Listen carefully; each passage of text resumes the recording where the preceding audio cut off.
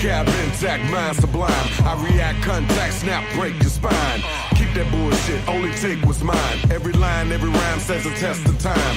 Niggas are loose and fake like cartoons. Buffoons and straight jokes like National Lampoons. A season change couldn't come too soon. Fake dudes make fake moves, clear the room.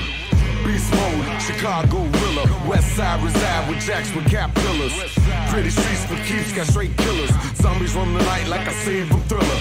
You gotta do more to survive right here. Be the leader of the pack or slide back to the real. While you spitting hard garbage deep inside the ear, I'm making it clear that bullshit is over, nigga. Your end is here. It's here. It's here. Yeah, it's here, nigga.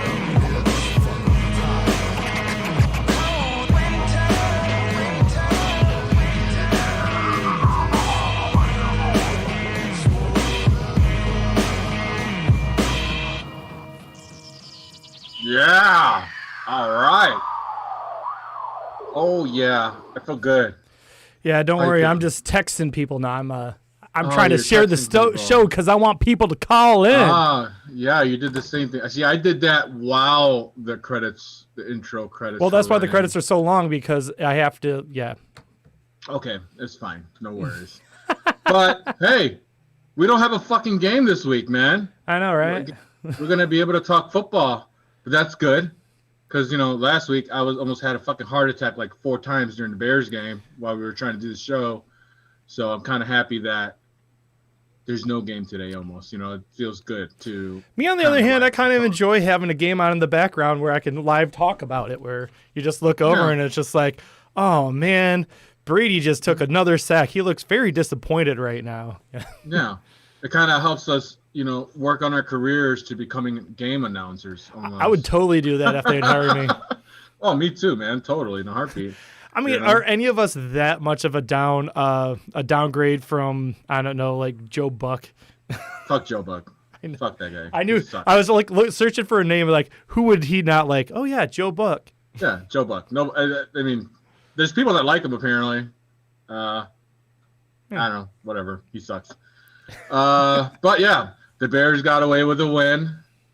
Your Lions are coming back this week after their bye week, so now they get to play. Yeah, I felt like there wasn't even football this weekend. Yeah, it was weird. No, it's just with the bye. It's just like, yeah. What do I care? Yeah, exactly. Well, it's fantasy. Come on, you gotta care. Oh, I did care about that, but I was also, yeah. I went to Michigan City at Airbnb with my brother and Brett and Donna this weekend on Sunday. Oh, you did? Yeah, we were there. And so it's like I wasn't really watching football. Mm-hmm. All right. I get it. Yeah, on vacation, I probably wouldn't be watching football yet. I mean, it wasn't really a vacation. It was a weekend, but... No, yeah. You could call a weekend a vacation. It's a weekend getaway. It's they kept saying that shit, too. I'm not really... Okay, fine. So yeah, let's get this COVID shit out of the way. You got that drop for me, Cody? I really should. Pandemic. Where did that go? That pandemic. That's it. I got that pandemic. Pandemic. Got that pandemic.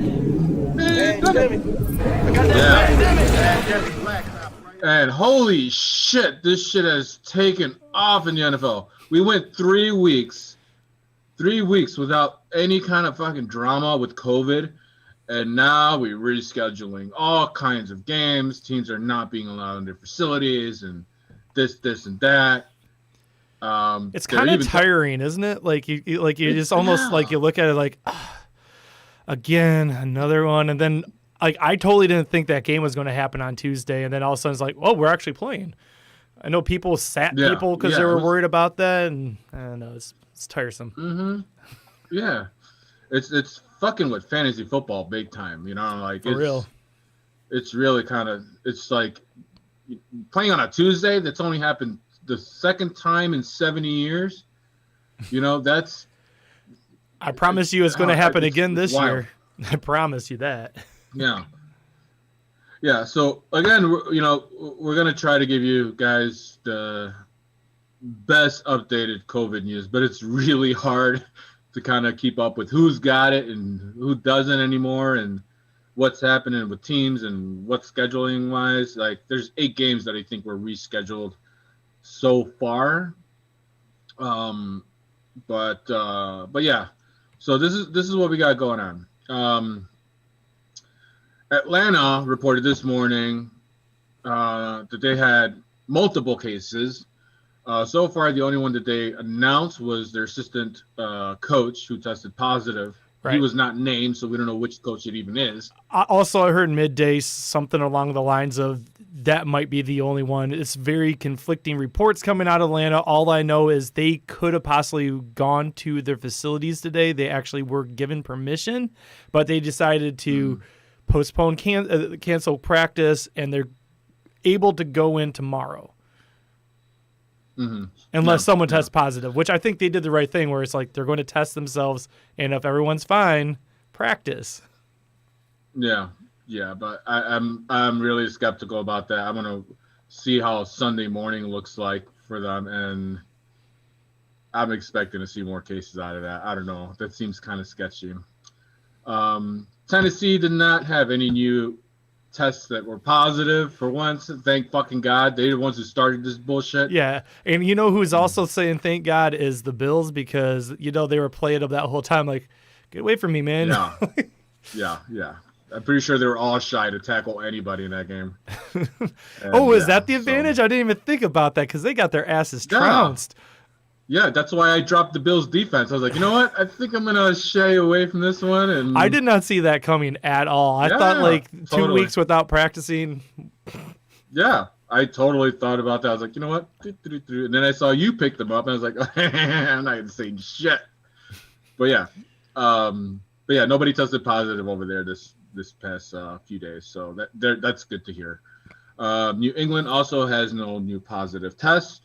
And Cam is back, and so is their corner, Stephon Gilmore. Corner. Yeah, Stephon Gilmore's also which is actually something I wouldn't mind talking about later in the show, because I last week I suggested Jerry Jeudy because it sounded like Stephon Gilmore was not going to play. Yeah. We'll talk about that later in the show, because if he is, I don't know. Yeah. I wouldn't try. I don't know. We'll see. Cleveland, Odell Beckham was sent home today because of an illness. He did take a COVID test, but he won't get his results till tomorrow morning. And if he's got it, you got to think maybe, he's a popular player on that team. I don't think he has it. He went home with an illness. Usually they'll say COVID. He didn't. Like they would have said there's a test positive. No, like the way they're doing the testing, people get sick all the time. Yeah. They're getting tested all the fucking time there. I don't think that's COVID. That's an illness. Want to bet $1? Yeah, I'll bet $5. I bet you $5. Oh, I said $1. I didn't say $5. I said $1. Oh, you'll bet a tattoo on your body on something stupid, but you won't bet $5. Nah, okay, fine. $1. Yeah, $1. Ooh, $1. But he gets his test results tomorrow morning, so I'll be looking for that $1 tomorrow, Cody. Kansas City, Anthony Sherman, Chiefs fullback. He was designated to reserve COVID-19 as well. I don't know what's going on there. We'll see what happens. They had a case earlier in the year, didn't they? Last week? I can't even remember anymore. There's a bunch of them. There's a bunch of them that keeps being put on the reserve ones, but for some reason only a few of them actually affected games so far, and I think it's just how much interaction they've had with other people. So I don't know why, Cam Newton tests positive, they shut down everything, but Anthony Sherman tests positive and they haven't yet. I don't know. Yeah. And then last on this list is Chicago. Coach Castillo. He was told to stay away from the team until Sunday.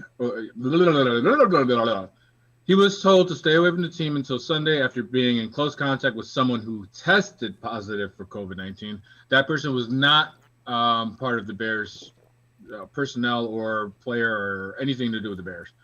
Also, rookie offensive lineman Badra. I never heard of this guy. He just popped up. He's on the practice squad. That's why it's okay. Yeah. I don't know everyone on our practice squad. I could tell you some of the people on our practice squad, but not. I know Lar Miller was on the practice squad last week, so maybe he's got it. I don't know. But Yeah, they had the Bears.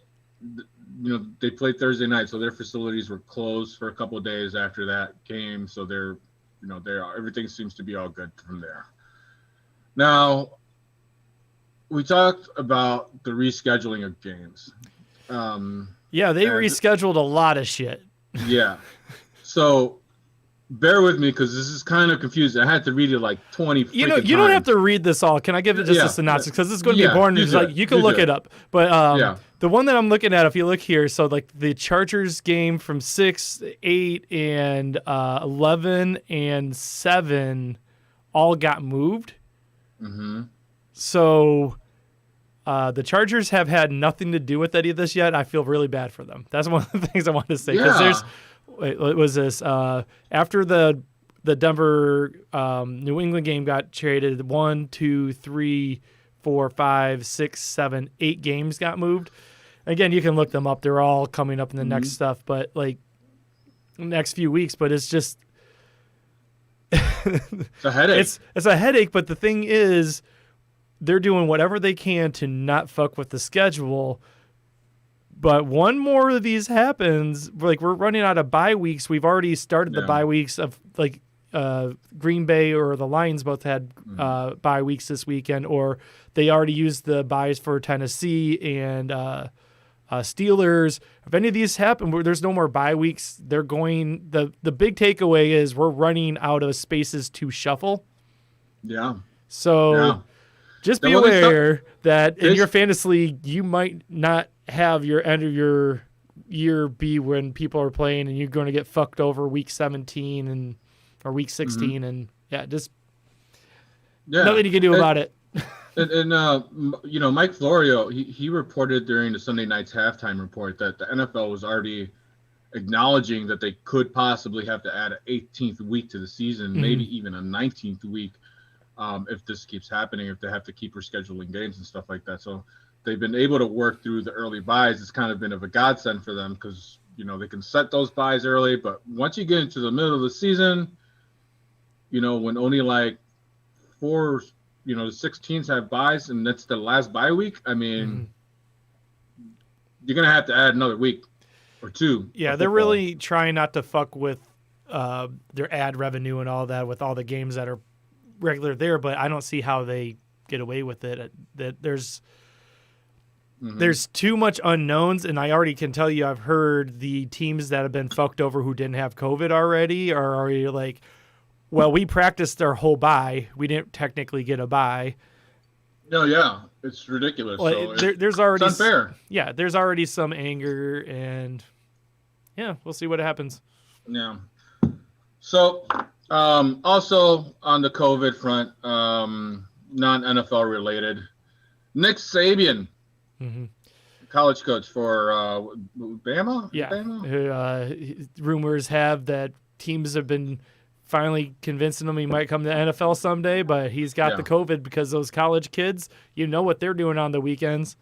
Yep, Party Central. What was that? I meant to push the wrong button there. Got that pandemic. Yeah. Pandemic. And that's your pandemic news. Pandemic. Got that pandemic. So we would usually talk about this Thursday night game. Got that pandemic. Technical difficulties, Cody, drink.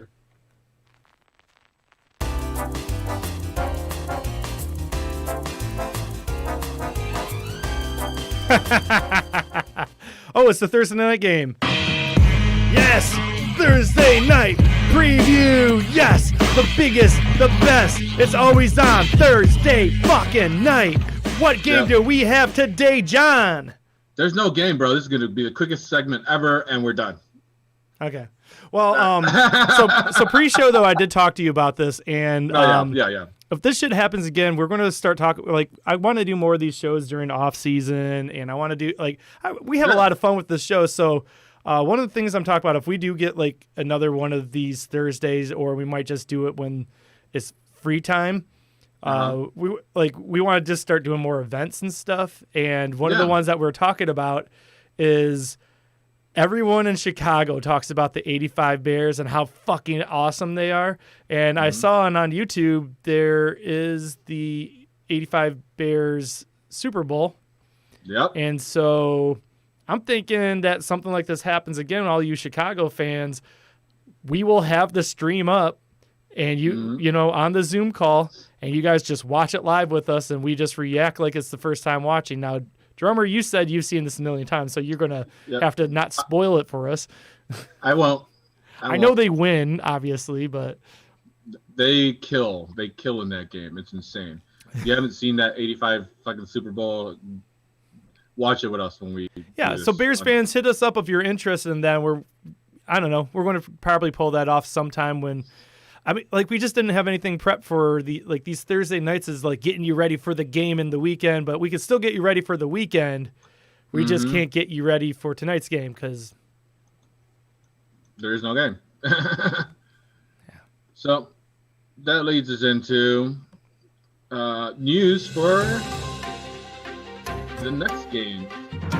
All right. So we don't have a game today, but we can get you ready for the games coming up this weekend. All right.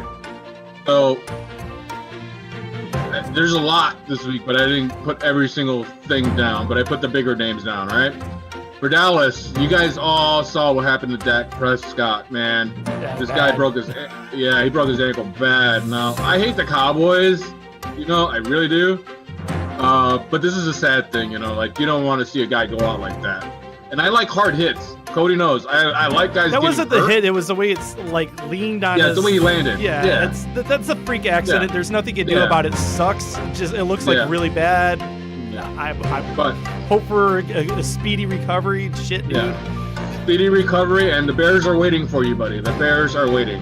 Well, I mean, real quick. I mean, he didn't get that contract. He's on a franchise. Yeah. Yeah. I don't know what the Cowboys do, but Bears next year. All right. Yeah, Bears next year. Yeah. Cleveland, Baker Mayfield. He had an X-ray done on his ribs, but he's plans to be okay. He is at practice, and he's gonna play this weekend, so don't worry about him. We talked about Odell earlier. He went home with a sickness. Cody thinks he doesn't have COVID. I think he does. We'll find out tomorrow morning for that $1 bet. Yeah. Kansas City. Sammy Watkins left the game with a hamstring injury. There wasn't any updates today about it, but he wasn't at practice yesterday. So it's a hamstring. I'm guessing he's not playing. Yeah. I was going to say that, you know, pick up like Hardman, Mecole Hardman or something like that. But now Kansas City made some news. I don't even know why, because we didn't even put in the show doc, but we were talking about it. Yeah, they just picked up another fucking weapon today, and we already haven't talked about it, but the whole Le'Veon Bell's there now. Also, we got a thing in the chat says, who to flex in a 0.5 PPR, Chase Edmonds or Tyler Boyd? Oh, he also has Mecole Hardman. Nice. I would say, so Chase Edmonds, do you believe... They play the Cowboys. Huh? They play the Cowboys. I think I would lean to Chase Edmonds just because I feel like he's the safest floor. Tyler Boyd might put up some stuff. Mecole Hardman's always a dart throw. Like, if you need to make up points, I feel like Mecole Hardman can get 2 catches for 100 yards and a touchdown, because he doesn't really catch that much, and especially in only a half-point PPR, you're only getting 1 point for those 2 catches. Yeah. I don't know. Chase Edmonds on the way up. Yeah, but Chase Edmonds plays on the Monday night game, so. Oh yeah. So like, if you're gonna put him in, you're gonna let these other guys sit, because everyone else is. Who's the Bengals playing this weekend? I'm trying to remember. Bengals play the Colts. The Colts. Yeah, I don't like that. The Colts defense has been playing really well. Yeah. I'd say Chase Edmonds. Yeah, Chase Edmonds is probably. I think he'll get about 12. I think he's projected around 12 too. But I just feel like, especially with flexes, running backs, if you have one that's possible to put up points, they usually have a safe floor. If you don't think you're going to win, you go for someone like Mecole Hardman, because that's a guy who can put up a shit ton of points. And I don't think Edmonds is likely to put up a shit ton of points, but I don't know. Edmonds is a safe bet. Yeah. So, next on that. Atlanta. Oh, wait. We still didn't talk about, though. What? the big fucking news, Kansas City. We're on Kansas City. I got him at the end with the Jets. That's where I put him. I should have put him with Kansas City news. Yeah, you're right. Go ahead. Oh no, we're already talking about Kansas City. Yeah. I honestly think that Le'Veon Bell is going to piss off a bunch of fantasy owners because I don't think he's going to be relevant enough to be like a, running back. Like he's like a flex play probably because he's coming into someone else's offense, but he's going to be. They're not going to not use him. Yeah, he's going to be taken away from people.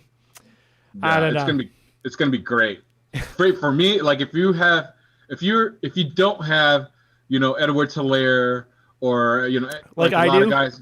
Yeah, if you don't have them, then this is a great thing for you because this is going to minimize their points. It's going to take away from their snaps and their targets. You know what I mean? Like, Bell can do it all.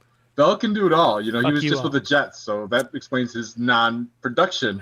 Dude, but now the Jets he's got Mahomes. He's got a line.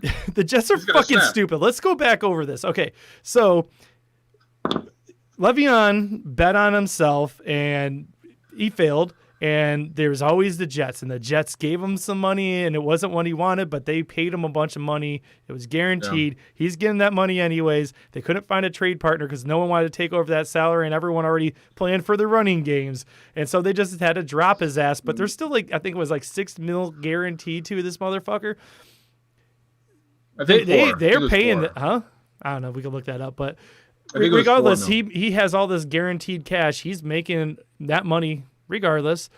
And the whole time, that was their old GM, picked him up. Apparently, Gase wanted nothing to do with him because, what the fuck's wrong with that guy? That guy's a horrible coach. I don't know why he has a job. Why he ever even got that job is beyond me. But, yeah, he obviously pissed him off that they just let him go. 40-year-old Frank Gore's better. Yeah, I'm starting to even wonder if he was playing injured. He took off a couple weeks because of injury. I'm starting to wonder if he was ever even injured. He's the guy who doubt it. He held out for a year. Yeah, I think he was perfectly healthy. I just think he hated the system and he wanted to protect himself because I think he knew he was going to get cut. All right, we got another question for YouTube real quick. Sure. A full point PPR. He has Claypool and can trade him. I might need a bye week. Running back if Gordon gets suspended. Should I try trading Claypool for a running back or hold on to him? Worst case scenario, I grab a running back off of free agency. So, yeah, don't trade Claypool. Oh, here, I want to answer. There's a second question coming in after. This one's really easy. It says, should I trade Clyde Edwards-Helaire for McCaffrey? If you can do that, I'd say do that in a fucking second if someone's willing to do that. McCaffrey's going to come back, and he's a better player. Yeah, if you could do that. Before this happens, all right, going back to this other guy's question, though, I actually don't feel 100% confident in Claypool. I know he just had that 4-touchdown historic game this weekend. Yeah. I might be wrong on this. I tried, put in fab money and got beat by Vinny. Put 50 on him this week and got him. I tried to get. We'll go over that. Yeah, I tried to get Claypool too, but I wasn't 50 convinced because most of that came out. What's the Johnson got injured? Deontay Johnson. Deontay Johnson got injured. Yeah. He's coming back. You still got. There's a chance he's third target out of these wide receivers, and that's just one big game. He's going to have a good career. I think that he looks great. I'm not convinced that he's going to have 4 touchdowns every week. So, it's a gamble. If you can get someone really good, I'd say go for it.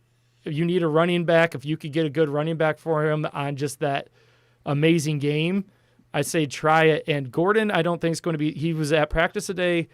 I don't think Gordon's going to be suspended this week. Usually how the suspensions go is the NFL won't suspend them until there's an official ruling from from actual court cases or something like that. Right now it's too early in the case, and so until there's something actually handed down to him, like he's found guilty or crap like that, or he's actually getting brought on charges, he's not going to get suspended unless Denver suspends him themselves. And if he was practicing today, he was, seen around the facility, he's going to play until, otherwise. So he's probably going to have like a week or two and then get suspended if any more information comes out. Or what happens even more likely is they got really good lawyers. They're rich as fuck. And yeah, they'll get off with a smack on the hand. Yep. Yeah. So, but I definitely wouldn't trade Claypool. I mean, I agree with Cody. I don't think he's going to be monstrous like he was last weekend every week. But I do think he's got, I think he'll hit 20 a couple of times during the season. I think he's capable of big games. He looked the part.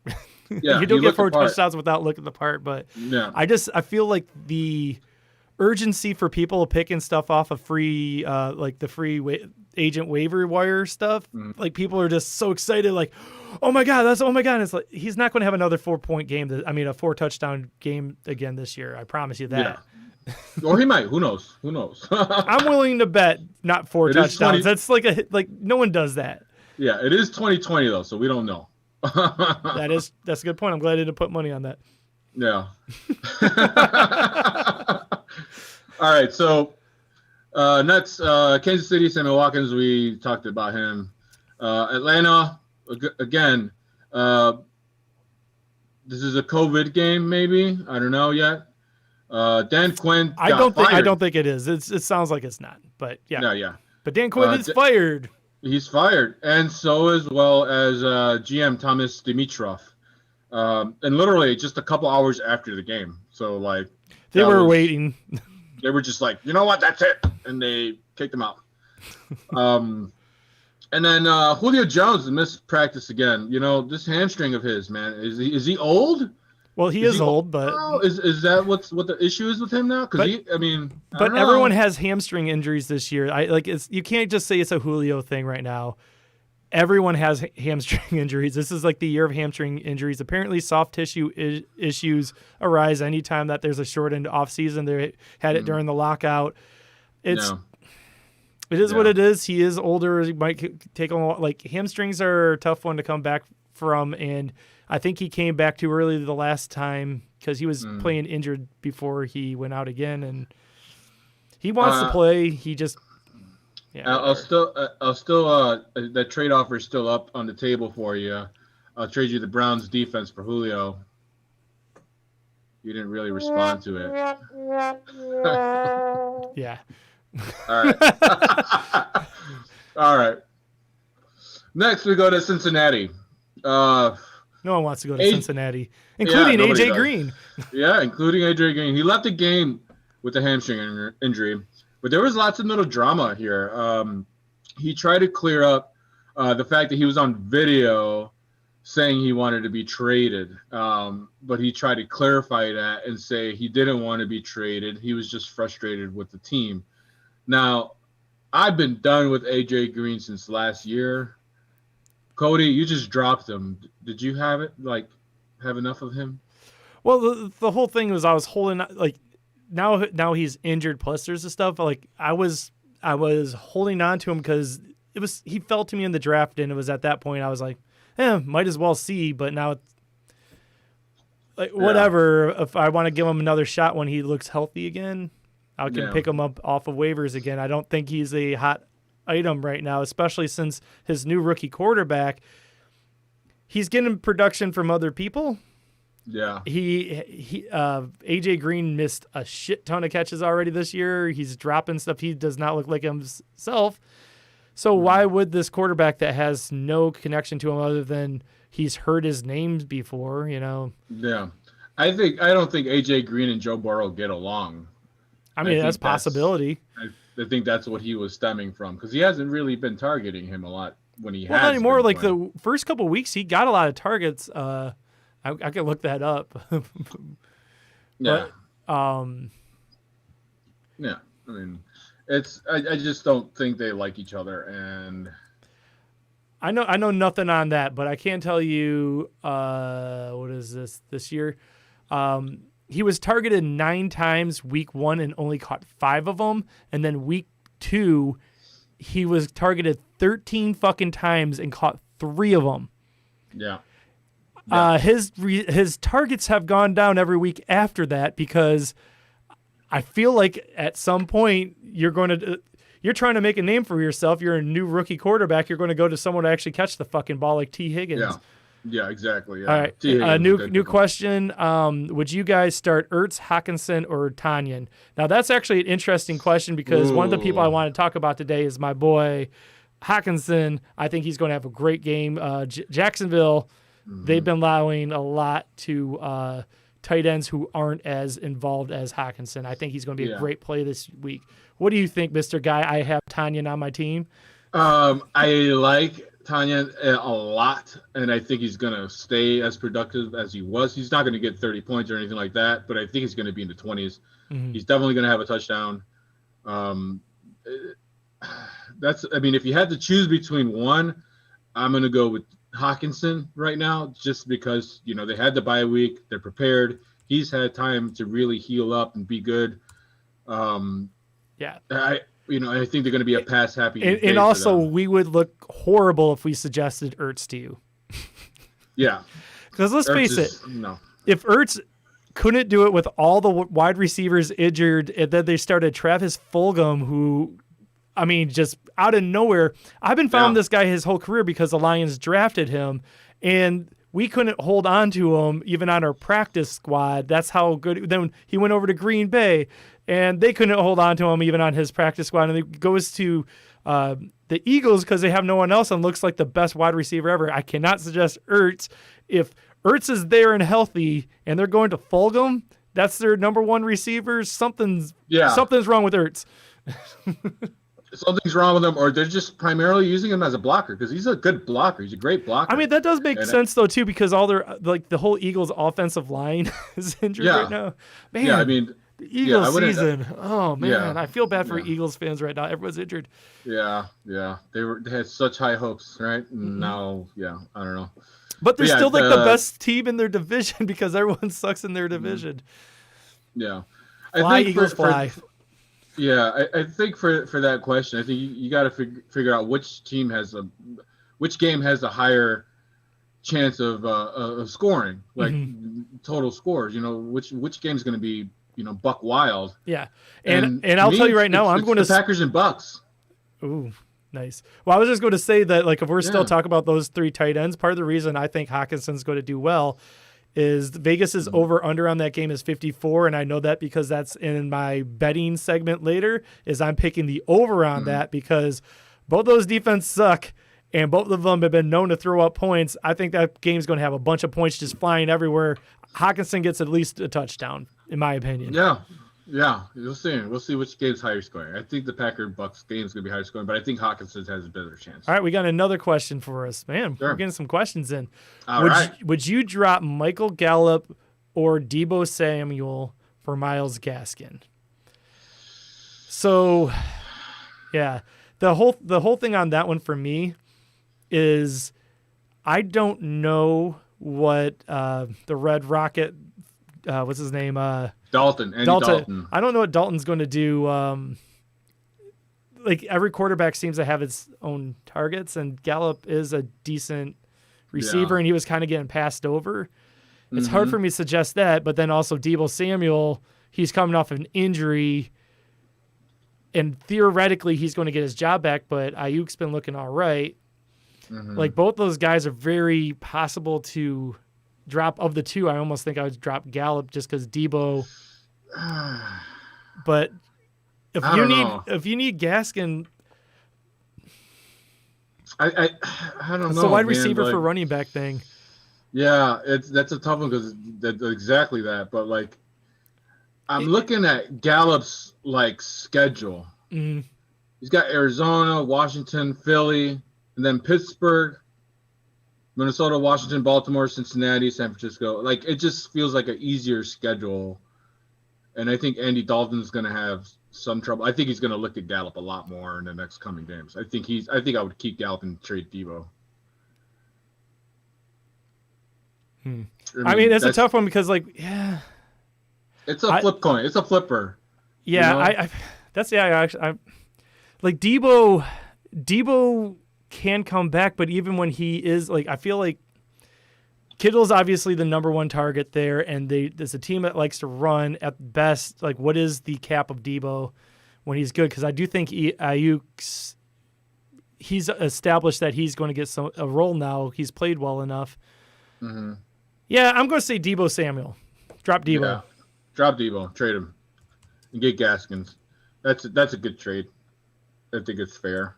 It wasn't a trade. It said drop. Oh, drop? Yeah. Oh. I'm surprised Gaskins available there.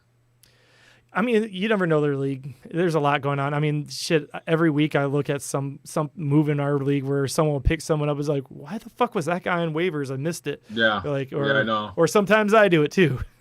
Yeah. I got some waiver stuff to talk about that I really was upset about later. Well, when we get to that one of the segment. ones I shouldn't tell you this in our keeper league. I know your favorite guy is Noah Fan, and someone just dropped him, and I was like, I got my own claim in there, except for I have to drop someone, and it's like, I know Drummer's going to end up with. I have Kittle in that league, so it's like, do I? Yeah, I don't know. I might still go for it. Mm-hmm. Yeah, I haven't been paying attention to that league so much, so I'm going to put in a waiver claim right now for him. I don't know if you're further on waivers than me. I know that's not our Fab league, so yeah, you probably beat me on waivers. Oh shit! I'm doing actually pretty good in that league. I think. Can't remember. I think I might be like 4-1. I don't know what I am. Yeah. Anyways. I did get him. Yeah. All right. Cool. Oh, you already picked him up? Yeah, he's on my team. Yeah. Oh. Yes. I thought that didn't clear until tomorrow. Wait a minute. Is that the right league? No, it's not the right league. Yeah, because you drafted Fan in the show league. Too many leagues. All right. Anyways, the Minnesota game, Dalvin Cook. Oh, wait. Where are we at? Did I just jump a bunch of stuff? Oh, because I was looking at the Atlanta, Minnesota, and then you have the Minnesota, Atlanta. We're at Miami. We're at Miami. Jordan Howard. Yep. Jordan Howard was a strange scratch. Inactive last weekend. No word on any injury. Nothing. Kind of weird, don't you think, Cody? Well, yeah. I mean, the healthy scratches are always weird, especially when you're a name like Jordan Howard, which I don't know. Maybe he wasn't happy with his playing time. You know, maybe he said something he shouldn't have. I don't know. Maybe he's got the COVID. Yeah, we just don't know. You think everyone's got COVID now? Everybody's got COVID now. Yeah. Wear your condoms on your fucking chin, or not chin. Anyways. Woo. Yeah. Yep. Anyways, Washington. He left the game with an injury, which led to a really cool thing, man. Alex Smith got back on the field. Welcome back, Alex. Yeah. Welcome back. Standing ovation, man. It was cool. They showed shots of his family with his kids there, with his wife, like showing support. They didn't know he was going to play right then and there, but they were there for it. That was really sweet, man. It was really good to see. But he didn't. He sucked, though. I'm not going to lie. It's been a couple of years, and how many surgeries? Yeah. He'll he just got to knock off the rust a little bit. He'll be all right. But I mean, even in his prime, he was never like a elite quarterback. He was always middle of the road, deserves to be a quarterback, but I mean, every place he went, he was just a placeholder. So yeah, definitely. It's just good to see. Like this is what we were talking in the preseason. I just wanted to see him play like another game, just so that awful, horrendous injury and all that rehab wasn't the end of his season. If he ends his career now, he got to play another game, and that to me is a big fucking win. And welcome back to the NFL. All right, we got another question. He says, "Help me out, guys. Start 3 in. Help me out. Oh, help me out, guys. Start 3 in PPR. Miles Sanders, Alexander Madison, Clyde Edwards-Helaire, Gaskin. I guess JT is probably Jonathan Taylor or Montgomery. Who the Bears got this week?" The Bears have Carolina, which is a good matchup for Montgomery. Well, they're worst at running game defensively. I personally think number 1, Clyde Edwards-Helaire is going to be affected by Le'Veon Bell in the future, but they signed him today on a Thursday. They might give Le'Veon the courtesy touch just to say like, "Hey, welcome to the team," but I don't think he'll be active. Yeah, I don't think he'll be active for this game. I don't see Clyde Edward-Hilaire's touches being affected this week, and I know his last few weeks have been down a little bit, but his usage hasn't, and I would just trust, Andy Reid. I would definitely go him with one of them. Yeah. Shit, I really should have the game. Montgomery. You got to have Montgomery in there. He's going to snap. The Panthers, I mean, everyone's saying Montgomery's a must start this week. All over NFL Network, all those guys over there, they're on their fantasy shows. They're all talking about it. Even footballers are talking about Montgomery as well. Well, he gets all the carries, and I don't know, I feel like the Panthers' run defense has been playing all right though, but he's going to get carries. It's a safe play. Who's Miles Sanders got? Philly, they got the Ravens. I would not play him. Oh yeah, definitely don't play him. Alexander Madison, I'd definitely play. Yeah, so those are three. I'd play Alexander Madison, especially with because Cook might be out. So yeah, if Cook's not out, then switch to the Gaskin or something like that. Oh, but they got Jonathan Taylor too. How do you got every running back ever? Colts against the Bengals, that might be fine too. But like Jonathan Taylor hasn't been really showing up yet. I would definitely play Madison if Cook's out over Gaskin or Jonathan Taylor. Yeah, Jonathan Taylor. It really depends on how Phillip Rivers is playing. Like if he's playing good, then. And he hasn't been, something to scream about this season. As a Bears fan, you guys could have picked up Phillip Rivers in the offseason. Oh, I'm so happy we didn't. I mean, we should have picked up Cam. Yeah. But and then you would have those off weeks with no games because of COVID. Yeah. I did call the Bears getting Foles, though, before they did it. So I feel good about that. I knew it. I'm psychic. But anyways, you responding to him, Cody? Yeah. Okay, cool. Still on Washington. There's some weird shit going on with Dwayne Haskins, their QB. They literally made him inactive, shot him all the way down to third string quarterback, and don't even invite him to come to games and shit. I think they're going to trade him. They're going to try to trade him before deadline. What will they get for, a former first rounder who never played anything? They're not going to get anything. They're gonna try to trade him, but they're not going to get shit for him. He hasn't done anything. He hasn't shown worth the 7th round pick. It's not all his fault. Don't get me wrong. He just, the offense rate in Washington just isn't great. The best thing I can say about Haskins is he was on a shit organization, and sometimes they do something to prospects when they're coming up. If he can go to a good organization, maybe they can do something better with them. But he's definitely a project for whoever does pick him up. Mm-hmm. So next on the list is Jacksonville. DJ Chark. He left last week's game with an ankle injury, and he's missed multiple practices this week. Now, this does a lot of good for the one guy we keep talking about, Shenault. Mm-hmm. I think he's going to benefit from this if DJ Chark doesn't play most of it. I actually think that if Sharks in Shenault is going to be it's good regardless, because Shark's probably going to need to get attention because he is the number one. They're playing Detroit. Yeah. And so my inside information from Detroit is Jeff Okudah, our first-round cornerback, he's healthy. He's got that week away from his injury. He will be our number one corner. Trufant has not been practicing. He may or may not be playing this weekend. He just re-aggravated in the last game. Justin Coleman, our other corner, he is still on IR and does not look like he will be back until like a week from now. So we still have a supreme weakness at corner. Therefore, even Keelan Cole is probably, if you're playing like FanDuel or one of those daily fantasies, start him up until the Lions show you anything on defense. Right now, we are one of the defense. Like the only thing that I can say about the Lions defense against the pass is that our defense is so bad against the run that maybe they don't pass. That's the only good thing I can say, because right now we are the worst run defense in the NFL. So just start your Jacksonville people until you see anything of like any signs of life out of the Lions, even coming off a bye out of their defense. Our offense is going to be fine. Our defense, I'm not so sure of. Turning it around at this point is going to be a mediocre defense. Mm-hmm. Yeah. So with that being said, we move on to Minnesota.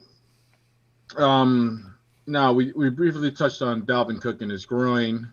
We didn't touch his groin, but we touched on his groin. I just laugh because I'm still a third grader. It's just like we're just touching Dalvin Cook's groin. We're touching balls, baby. We're touching balls. Okay, he gave owners a huge scare when he went out into the locker room after a play, grabbing his balls and shit. And then he returned in the third quarter, or tried to return in the third quarter, and then he couldn't continue to play anymore. That's kind of weird. He did have an MRI done. Results did not come back, but he hasn't practiced all week, and he could possibly miss week 6, which I think is a good start for Madison. Madison is really good, and every time that Madison plays, he looks really fucking good with that team. And so, honestly, as a coach, sit Dalvin Cook, let him heal. Madison is not a huge drop down from Dalvin Cook. Dalvin Cook is definitely the lead running back there, but as a team, just fucking go. Like let your running back heal your. Yeah, whatever. Yeah, if they want to get back in, into the division, they just play it safe with Cook and just play man. I mean, they're playing the fucking Falcons. Yeah. Yeah, but you know what? The Falcons are playing Minnesota. Oh yeah. Oh, they actually looked all right this week, but they have not been playing the best this year. So no, not at all. Okay, we're gonna move on to Arizona. They just signed Prince Mukamura, which is good. They need help on defense. I merely put that in there because he was a former Bear, and I just know. No, but it's a good signing for them. They needed help. I mean, that's the reason they're losing games. Their offense is pretty good, pretty solid. Their defense is just, I feel like their team's still a work in progress. I think that their last year's Browns, where a lot of people were like, oh my God, look at all this potential. They got they're making the right moves and stuff. I feel like they're a year away from doing some really good stuff. Like they just, ever since they've had Hopkins, like it changed a little bit of them. They got this little spark, and they're still figuring out little things like their run game because, I don't know, but they're coming together. Their defense is starting to look a little bit better. Give them another year. Yeah. Next we got Denver. Fucking Melvin Gordon. He does not know what Uber is at all. That was my initial reaction, and then I felt like a fucking idiot when someone mentioned this earlier today on something. Apparently, right now, part of the COVID bubble, they are not allowed to take Ubers. That is part of their instructor rules. Yeah. And I was like, I didn't know that. I was giving them shit for not taking an Uber. But I feel like there's still like hired cars or something like that. Like you get a fancier one. Get a driver, get a limo. You're a fucking millionaire. He got paid bank to come over to there. Yeah, that was stupid. Yeah. Drew Lock's going to play. He's expected to play. Noah Fant's probably going to play. He's been practicing all week. He looks good. They said he's probably game time decision, but it looks like he's going to play. The Jets, we talked about Le'Veon Bell signing with KC. We don't need to go over that again, but it is going to hurt Edwards-Helaire sometime once he starts playing. Right, but this is the Jets thing. So, if we're talking about the Jets, what the fuck's wrong with the Jets? Okay, that's all I have to say. We can move on now. Yeah, they're cleaning shop. They're going to start fresh. They're going to bank. but they're doing it the worst way possible. There's this thing about bad teams that teams just keep doing bad decisions. And I know they said they couldn't get a trade. The trade deadline's still like 2 or 3 weeks away. Yeah. Yeah. Did you try hard enough? I mean, really, did you try hard enough? Yeah. No, they didn't. No. You got nothing except for dead cap space, and it's not even a small amount. It's like millions of dollars of dead cap space. These are the dumb moves that dumb teams do. You're just wasting fucking money on what? On absolutely nothing. On Adam Gase's fucking weird eyes. That's what their money's going. Oh my God, I can't believe he's not fired yet either. He's my next coach I hate. This is something I looked up the other day too, though. I feels like Adam Gase has been there fucking up forever, but that's just because he immediately got the job at the Jets after fucking up in Miami, and so it just feels like a continuation. But he went to the Jets for a fresh start immediately. So he got fired by Miami and then immediately got hired by the Jets, and he just continues sucking. And so in our he's not getting fired because he hasn't been there long enough to be fired yet. Like, they're still on the we got to give him a chance. It's like, no, you should never have given him a chance. He's always sucked. He's been a shitty coach. All right, move on. That's for Gase talk for today. Yeah, we don't need to talk about Gase anymore. Yeah, he's the next one to be axed. All right, we got the LA Chargers. This one hurt me last weekend, and man, because I thought I was gonna come back and win. My two guys were gonna score 60, and I was gonna win this amazing comeback fantasy game. But Keenan Allen went out with back spasm, and I can sympathize with him. You know, he looked like he was in pain. Oh yeah. I've done those stretches that he does for my pain. Yeah. Oh, where the trainers had him with his leg over and. Oh yeah. I did those. Yeah, I do those all the time. Yeah, it sucks. It's not fun. They say he should be fine by week 7. I'm kind of concerned because when you get back spasms, it doesn't just go away. You know, it will flare up from time to time. So I'm worried about it. But that's just me being, what's the word? Paranoid of my own back, I think. You're empathetic of his back problems. Yeah, I'm very empathetic of his back problems, yes. So that's that. I mean, you have actually established on this show in the past that anytime anyone has a back problem, they're like, it's my area of expertise. Let me step up to the plate. Back problems suck. They don't go away. This isn't going to get better. Keenan Allen's getting up there in years, and he's not going to get hit any less if he continues playing. I don't know. But, he did put up, almost 10 points. So it wasn't a total bomb, but it just wasn't what I needed. Well, honestly, the biggest problem was, what's his new quarterback? Justin Herbert. Justin Herbert is starting to look like he's getting comfortable. That guy is fire. He is hot. He's fire, dude. And that's the sad thing about Keenan Allen is, this is not a take that I think anyone's going to ever argue with me. Justin Herbert, the way he looks right now, is way better than anyone Keenan Allen's been playing with for years. Oh yeah, that guy can.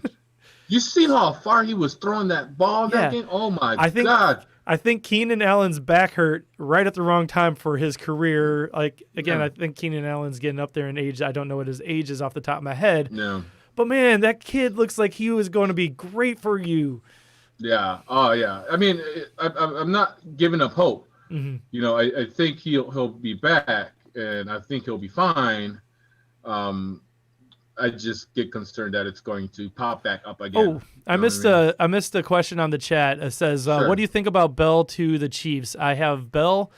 An owner offered me David Johnson for Bell. Should I accept it? No.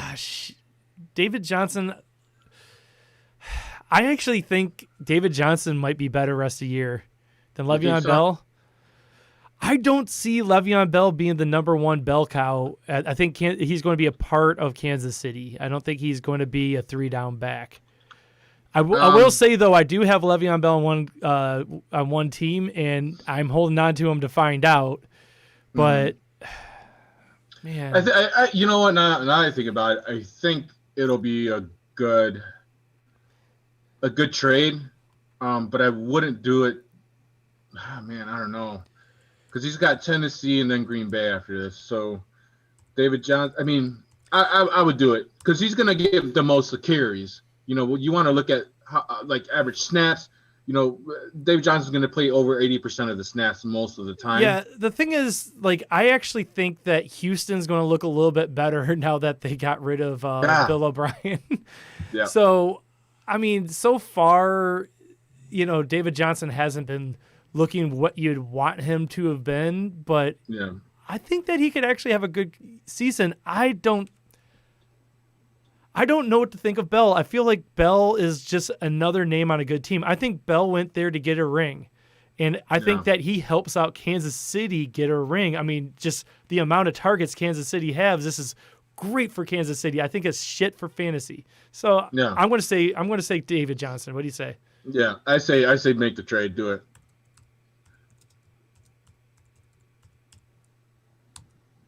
Yeah. I think he wins that trade. I think right now Le'Veon Bell, he's priced high because he went to a high profile offense. So I think everyone's gonna I just don't know what his role is going to be. Overvalue Do you him. remember like last year, LaShawn McCoy went to Kansas City and everyone was like, oh no, he's going to, no, like they didn't really even use him that much. I think where Le'Veon Bell is in his career is better than what McCoy was at that point in his career. But it was like, I don't.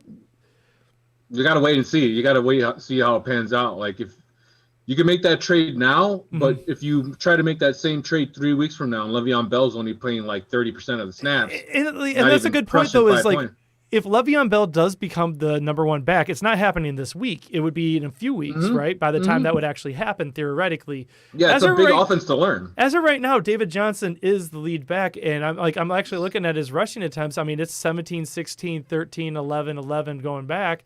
He is getting the rushing attempts. And he's getting at least 2 receptions a game.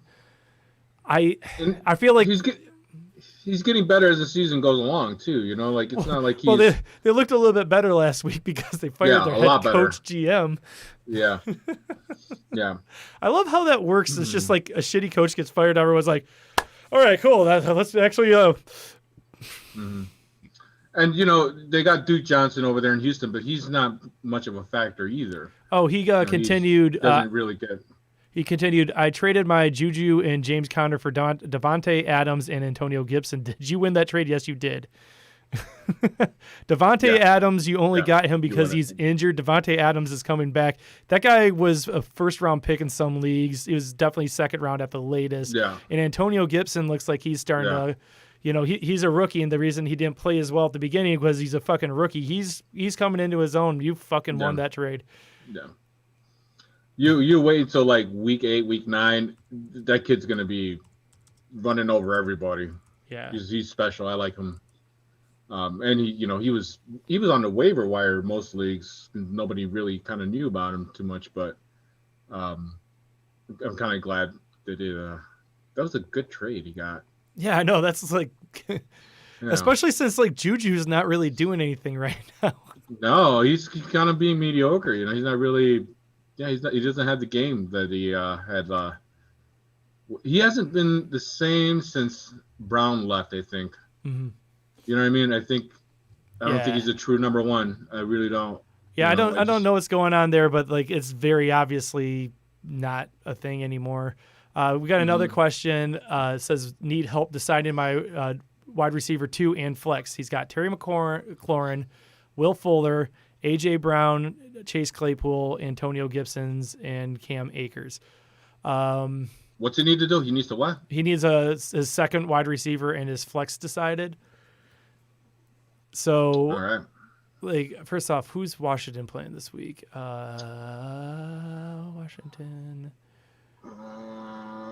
Washington's playing the Giants. That's actually kind of a good play because the Giants. I'd play anybody playing against the Giants. I'd play him. But A.J. Brown, did A.J. Brown practice today? Because I feel like he was injured. No. He didn't practice today. No. So that might make the decision right there. They're playing the Texans. Will Fuller. Oh, the Texans are playing the Titans. Titans defense has been showing up. They're pretty stingy. Chase Claypool's playing the Browns. Sorry. The Browns are hit or miss on defense, and it could possibly be a high-scoring game. Both teams can score. I like Antonio Gibson as your flex because he's been getting more and more, and they're playing the Giants right now. And I think that I think Washington wins this game easily, and they might need to run it. And I think Antonio Gibson gets, he gets some carries in there. I think that's a very safe flex. I just say the wide receiver, man.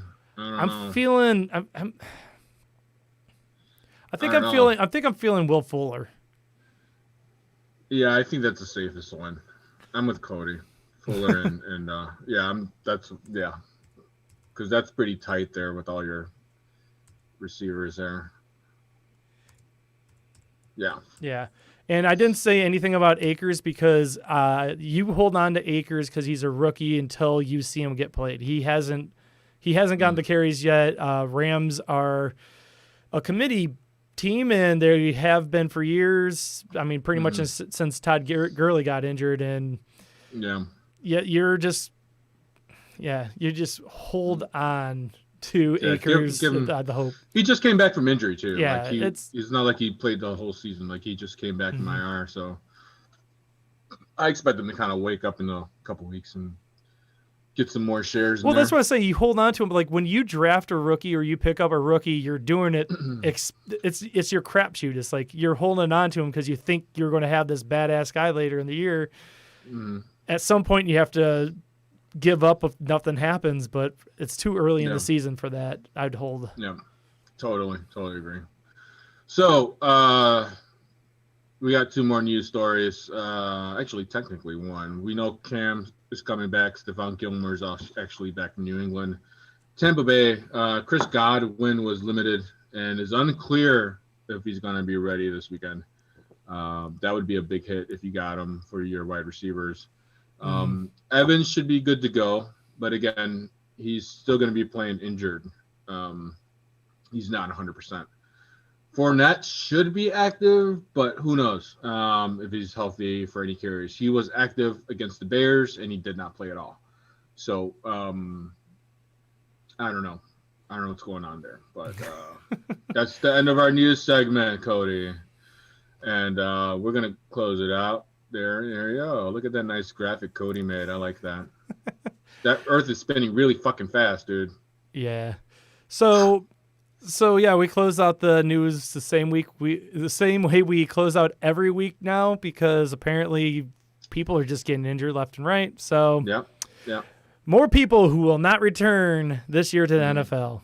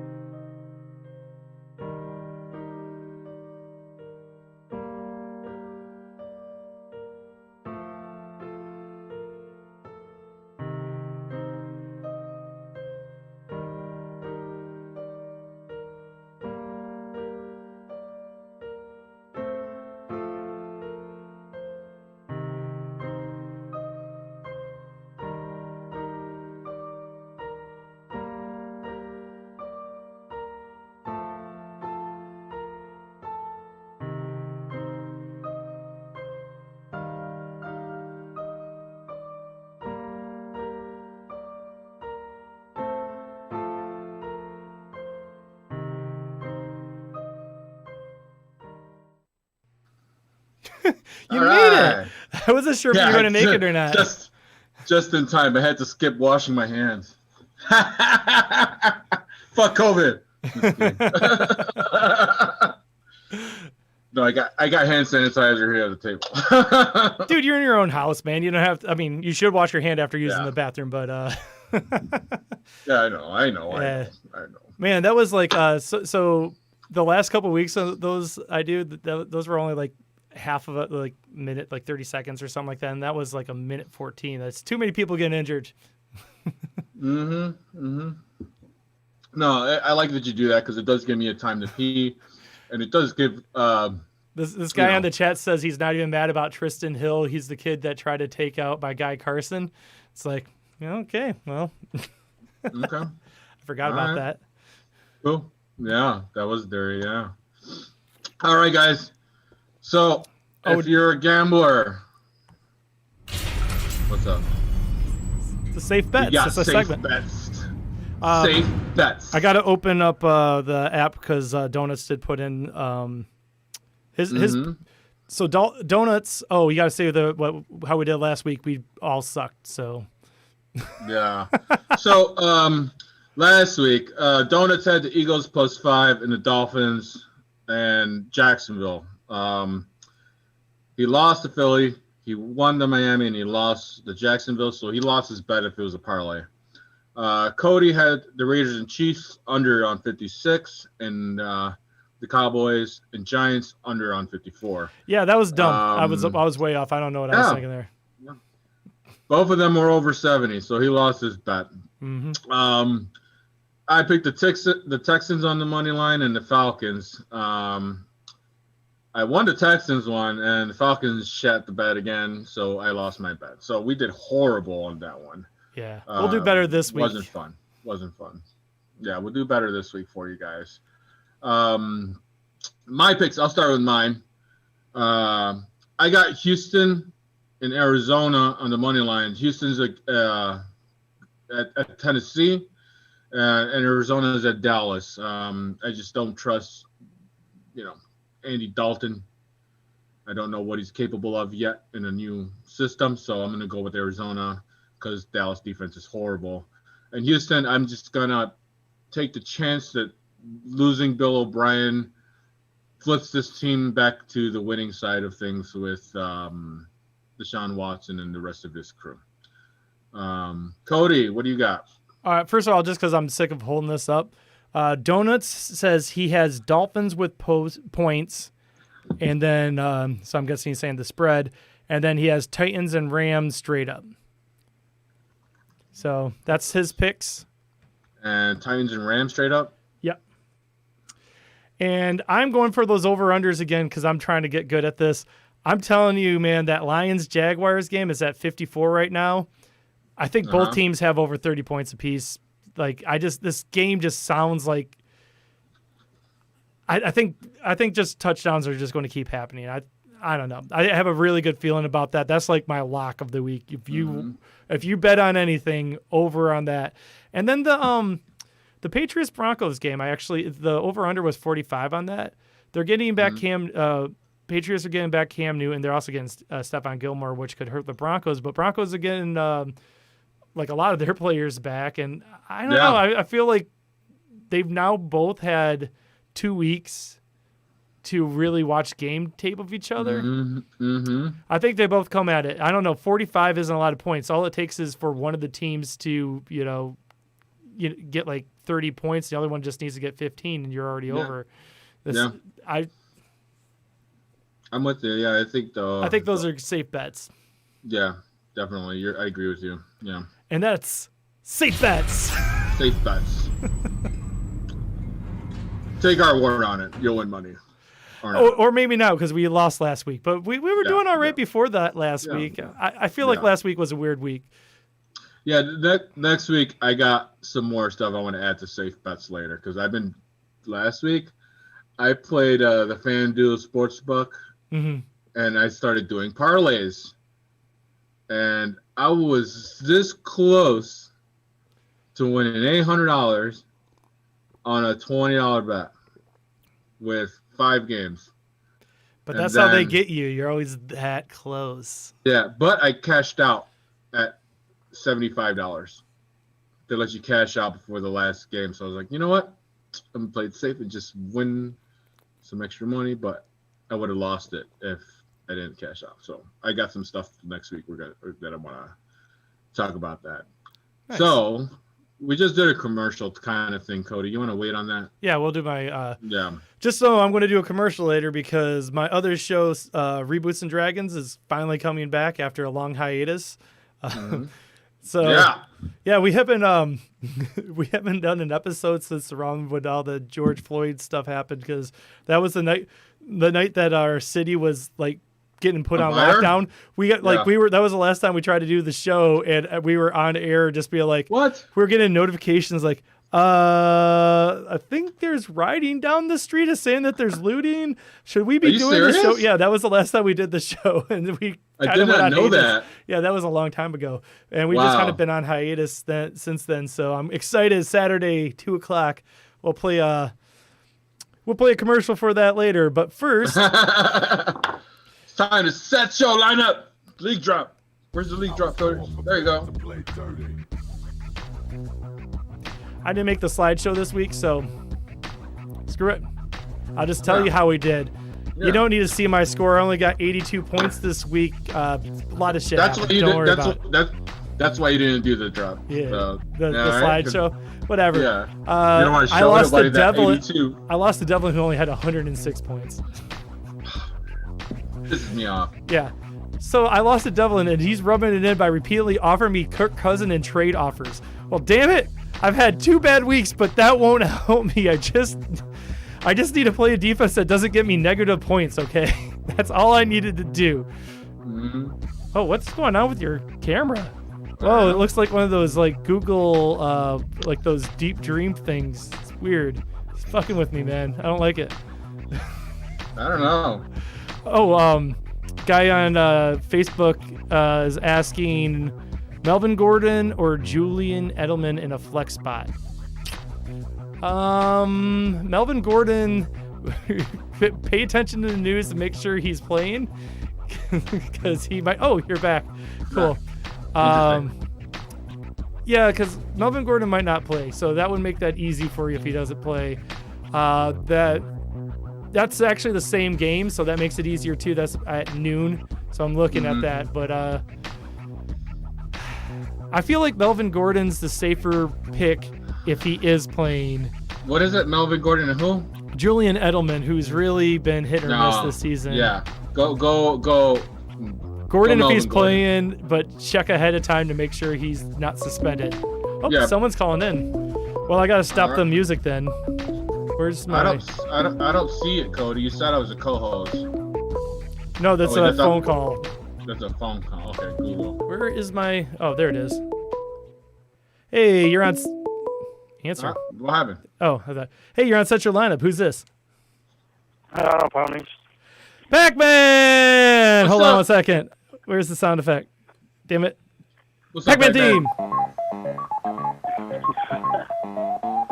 I don't know why, but every time you call us on this line, you sound garbled. Is your phone fucked up? No, I have my mask on, so it might be that. You live what? I'm on the phone. I have my mask on, so it might be that. No, it's something with your. It's like a. I don't know. Yeah. I don't know. Okay, I don't know either. But So Pac-Man, we were supposed to ask you. I finally got my win.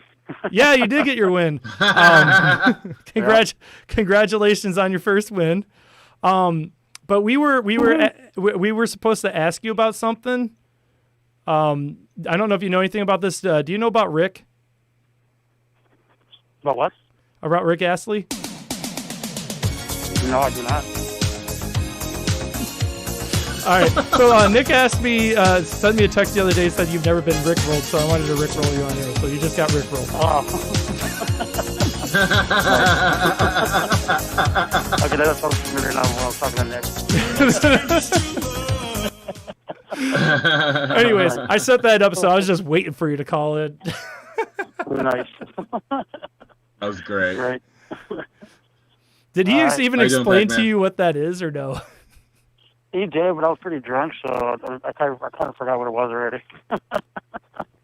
It's just supposed to trick people into listening to "Never Gonna Give You Up," whatever the name of that song is. Yeah. Never gonna give you up. Okay, now that's from familiar now. There you go. There you go. Hey, but the good thing is now I have that at any point on any time on my board. I could just do this. I like it. Yeah. I need to get more stuff like that. There you Right. go. The bonus is asking me for a trade. I forgot who you asked me for. Real quick, we got an easy question. Back? Real quick, we got All an right. easy question on Facebook. It says Gronk or Hawkinson. Hawkinson for sure. Don't play Gronk. Hawkinson. No. Hawkinson. All the way. That's only tight end I have. The other guy's on the bye. Yeah.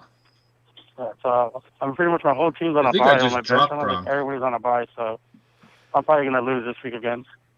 Don't say that. Oh, who are you playing? Devlin. Yeah, Devlin only got 106 points last week. You could totally beat him. Like, well, hopefully, I put Foles in. I was gonna put Carr, but then I noticed like, oh no, he's on a bye week too. It's like shit.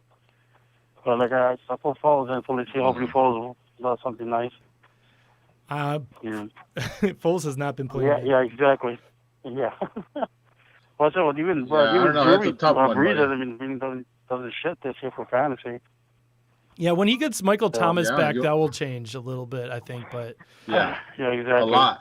I also Yeah. feel like though his good is not going to be as good as the other quarterbacks because what's good kind of shifted because all these quarterbacks are putting up like close to 50 points at points, not like 40, 50 point games. It's just like back in the day, Breeze was good with 30. Yeah. I don't know. Like, shit, no, Yeah. I can barely top 20. So like, goddamn. Yeah. I think the most I ever got from him Yeah, so far, like 23 points. Like, son of a bitch. So Yeah. not cool. I So I am that's happy what that you beat I'll trade Otto. with Breeze. Someone tell me. Well, I will say this, Hey, man. Pac-Man. You finally deserve the shot, which I'm assuming why you always call in, right? Well, no, I'm actually heading to the bar, so I probably would be doing the shot when I get there. Oh, are you heading back to Richmond's? Yeah, I'm going to Richmond now, yeah, as we speak. Is that like the new Knicks now? Like that's the place? Yeah, pretty much. But because it's really chill there, bro. Like, there's not many people there, but so you can just like bullshit most of the time and play pool and just bullshit. Nice. Hey, Pac-Man. But we'll see what happens. Can you hear me? I don't know. I think you can hear. Can you hear me, Pac-Man? I thought think you is can hear me. drummer on or is he gone? I can't hear him. No, You you can't can't hear hear him? me. What? No, can't hear him for No. nothing. Why can't you hear him? That's weird. Yeah, I just hear you, Cody. That's it. Did you hear the Uh-oh. music when I was playing it or no? Yeah, I heard them. I heard my team. That I did hear. Drink. Technical difficulties. Why would I did that? hear that. I don't know. I feel like we had Yeah, this so once if the before. drummer's asking me any questions, you got to tell me, but I can't hear him. I feel like we Tell did this him. once before and it came back. Hey, drummer, talk real quick. Well, I can do a dollar Pac-Man, shot when I get there if you want. Pac-Man, I'm very happy that you beat Otto. No? You still can't hear Yes. him? Nope, you still can't hear me. That's weird because it shows it like going Oh. through the. Here, I'm sad. I like. Drink. Technical difficulties. shit. Well, what Pac-Man, you there? Pac? I think you just lost Pac-Man. Ah. Anyways, Well, it's okay. Don't worry about it. We'll figure it out. okay. You want me to it's read ti- your thing while you figure it out? No, it's time to do something we haven't done in a long time. Let's play random voicemails on Google Voice. All right. And that was nothing. That's why we stopped doing this segment. All right. All right. This is that guy Brian who was on the show the one time. He says he can hear you. So like Yeah. obviously you're coming through. Yeah, he just can't hear me because he's calling in. I don't know why Oh, well. not though, because like on the I was looking Yeah. at the It happened to us. It happened to us before, and I don't know what it was, but I don't know what it is either. I think there's just something with I have too many things going. maybe. Like this microphone is going to Zoom, is going to everyone watching, is going to No, Google Voice. no don't know. problem. No worries. Oh, and it's going. Well- Yeah. Yeah. Go ahead. Keep going to our league. What was I saying? I was saying I lost to Devlin, but he keeps offering me Kirk Cousins. And it's like, don't think I fucking didn't notice that you dropped your boy Jones for Cousins 2 days ago, and now you need to get rid of him so you can take Cam off IR. I run a fantasy fucking show, for God's sakes. Get out of here with that shit. That wasn't aggressive enough, Cody. I just think it's weird. It's just like, hey, I got Kirk Cousins. Like, yeah, I don't need Kirk Cousins. Fucking, Yeah. like, why do you keep offering me this? And he keeps sending me these trade offers. Yeah. That was pretty funny. I was reading the feed and I was like, is he serious or is he joking just to fuck with you? I think, no, he's fucking with me. Yeah. But Pac-Man did get his win. Pac-Man won 135 to 132. So yeah, Very close. I said close, last yeah. week a win was coming because his team has been like unlucky in the weeks before, but he finally earned his shot, which apparently he's going to do when he gets to the bar. So if we're still on when he gets to the bar, we'll finally get that shot in Pac-Man. You earned it. Mm-hmm. But it was a close one. He only won by 2.5 points. Otto could have won too, but he played Travis Homer. That Travis Homer play was a little suspect. I don't know. Yeah, I don't know. That's 2 losses in a row now, Otto. You should pick yourself back up with a delicious mango mojito. From Estrella Negra. They got these mango mojitos there. They're fucking delicious as Amazing. fuck. Yeah, the mango mojito from Estrella Negra. Estrella Negra at the corner of Western and Fullerton in Chicago. No, not that children's place right there. It's like across the alley from the children's place. Like, like there's a cool like mural on the wall. Like, trust me, you'll find it. Yeah, it's there. Look for the sugar skull. All right, so Drew remains undefeated, beating Donuts Bullshit, man. 134 to 119, and Drew hasn't spent a cent of fab yet. Not that that's possible. insane. You can't do cent bids, but if you could, he hadn't even done that. He's still got his full fab waiting there.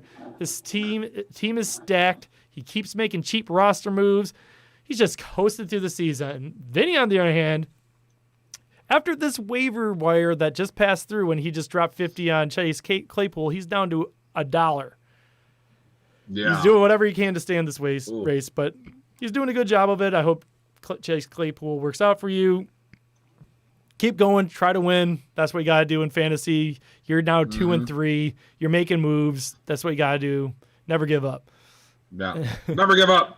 Never give up like Adam, who ended up winning this week anyways, but Adam won by 0.02. That's not even... That's insane.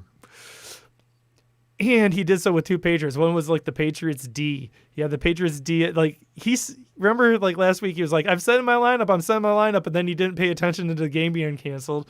So yeah. So he won still, even with 2 of those people out against what was it, Lino? Lino, yeah. Man. Yeah, I got to stop reminding him to set your lineup. Yeah. Because he's playing me this week, but fucking set your lineup. Like, yeah. Don't remind him anymore. Yeah. Just because Lino can't capitalize on it doesn't mean I won't. So, well, now he's 1-4, and Adam still could get, back into the race if he starts paying attention during the second half of the season. So set your lineup, bitch, or don't this week.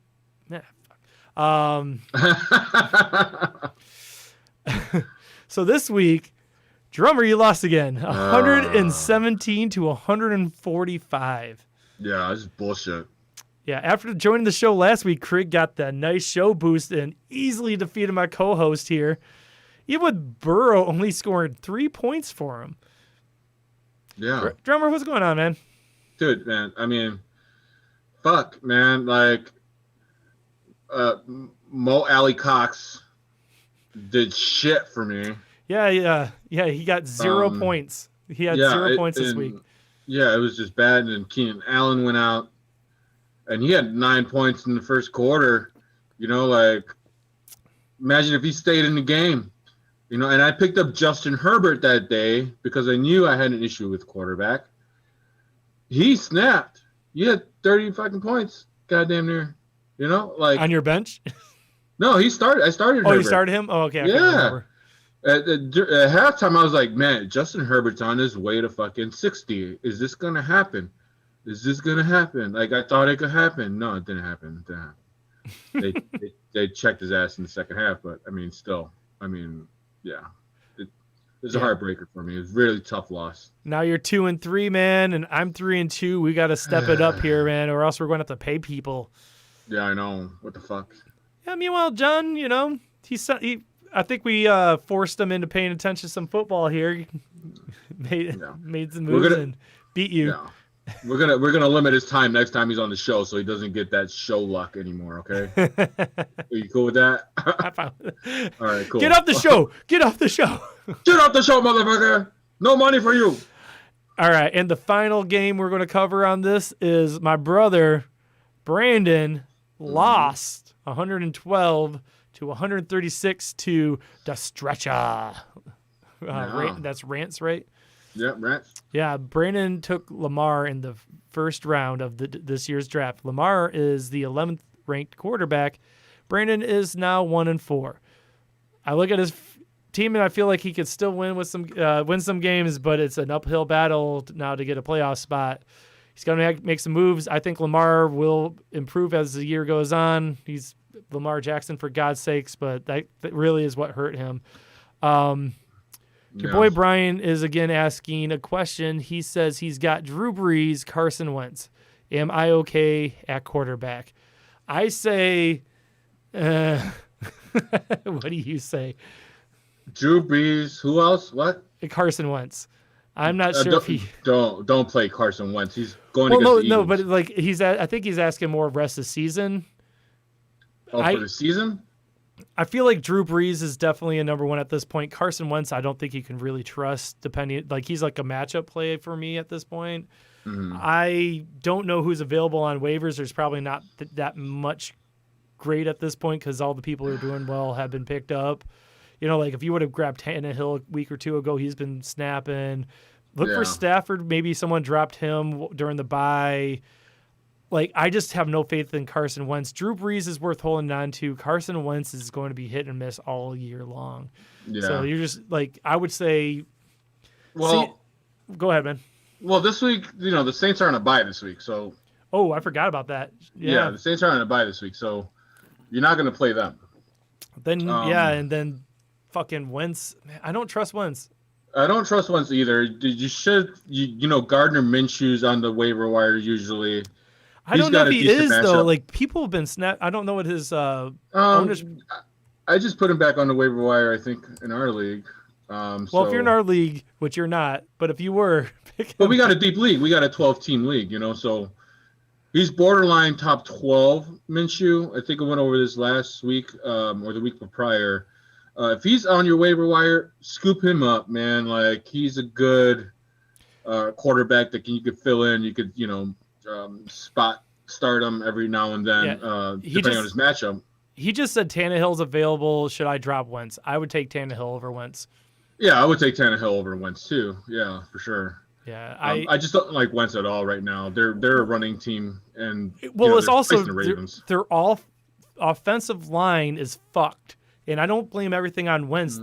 Everyone on his team's been injured. He might come back in the later on in the year if they can figure out some shit. But as of right now, he has no time to throw. He has no targets. Oh, he also says Minshew is available in your league. For this week, pick up Minshew. They're playing the Lions. Minshew's a great play. Yeah, he'll have at least 25 points this week, I think. I'm taking the over on him. I think he's projected at 23 or something like that. The Lions. Yeah, you guys are bad on defense right now. I know, especially passing. So like we're getting to the point where I go in my Lions rant, and I'm going to tell you just how bad we are.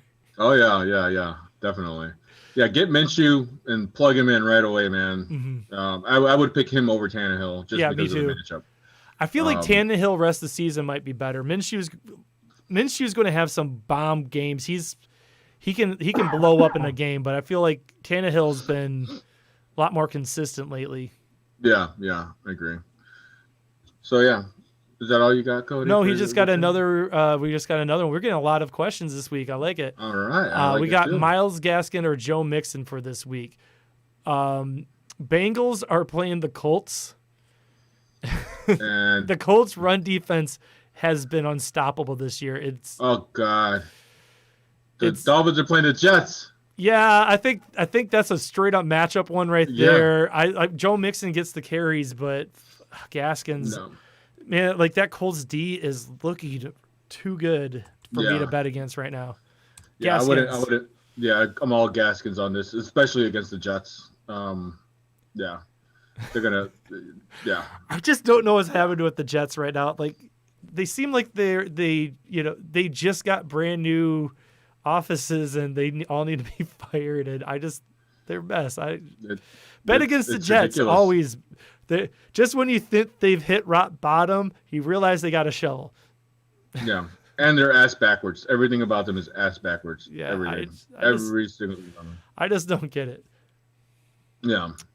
Oh, so wait, let me see. Did I finish that? I was just wanting to say Rance looks like he was turning his season around. So it sucks that he lost Dak, but that's 2 wins in a row. You're still in this thing. You're tied with me. Yo, drummer, what's up with that waiver wire?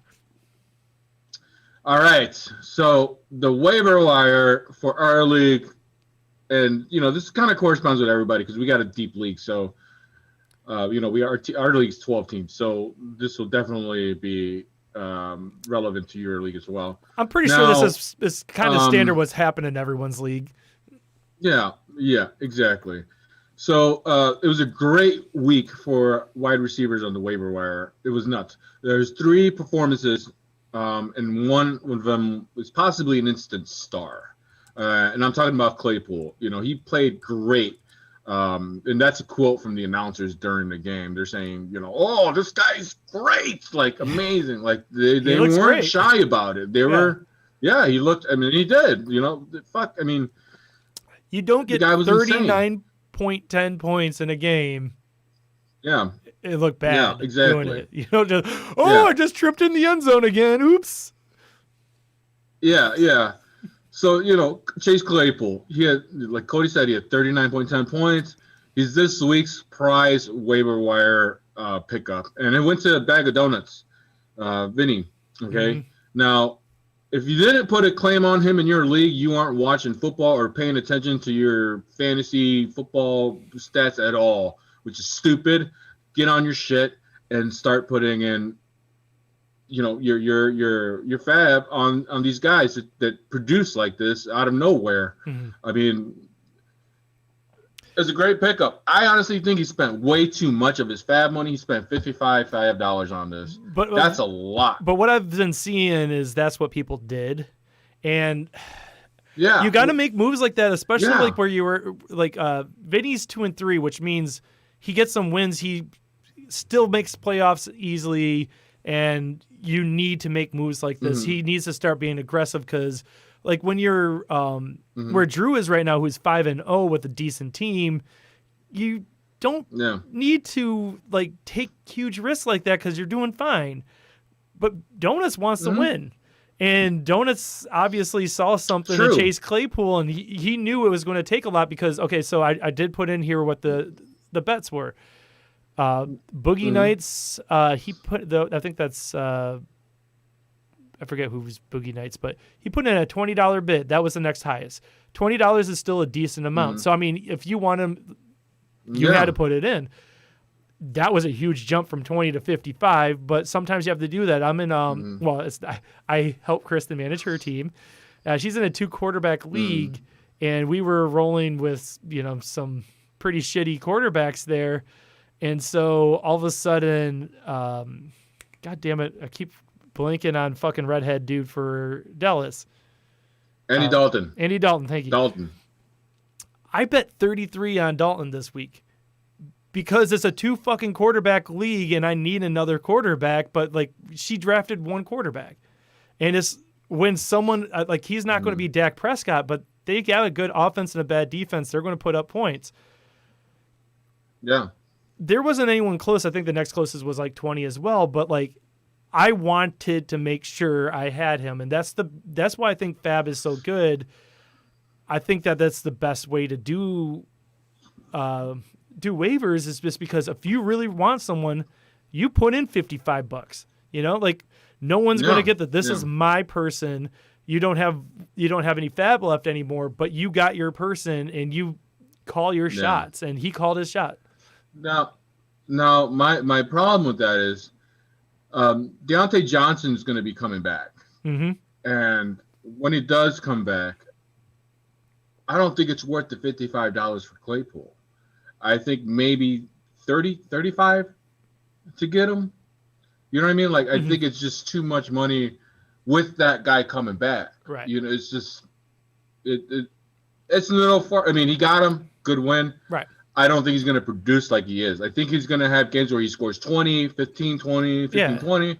But I don't think he's going to pull off this crazy 39-point fucking shit again. You know what I mean? Like, I definitely think that was definitely his best game of the year, hands down. Mm-hmm. Yeah, definitely.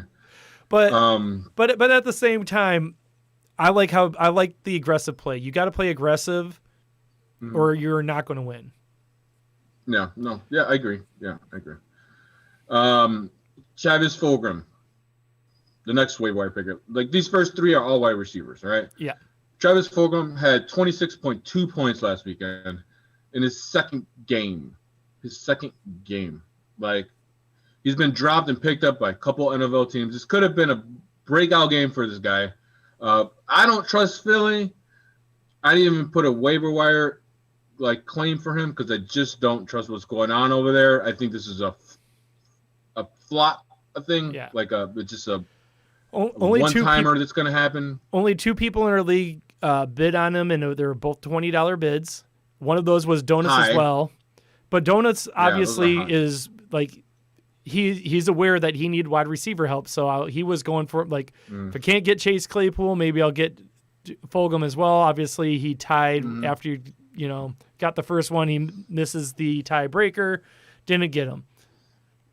But he did get fucking Brandon Cooks. Yeah, he got Brandon Cooks. And Brandon Cooks had another amazing game out of the three wide receivers. He's the third. He had 26.10 points on 8 receptions. Okay. And honestly, I was surprised that he was even dropped because he got dropped last week because he wasn't performing. Me too. But it was like, me too. Damn it. I was like, he was on the waiver wire? What the fuck? I need to pay more attention like this. I saw him get dropped. I saw him get dropped last week, but I'm at this spot with my team that I usually can't find someone to drop. I should have just dropped AJ Green last week, but I was like, let's give him one more week. No, that would have been a perfect pickup for you, yeah.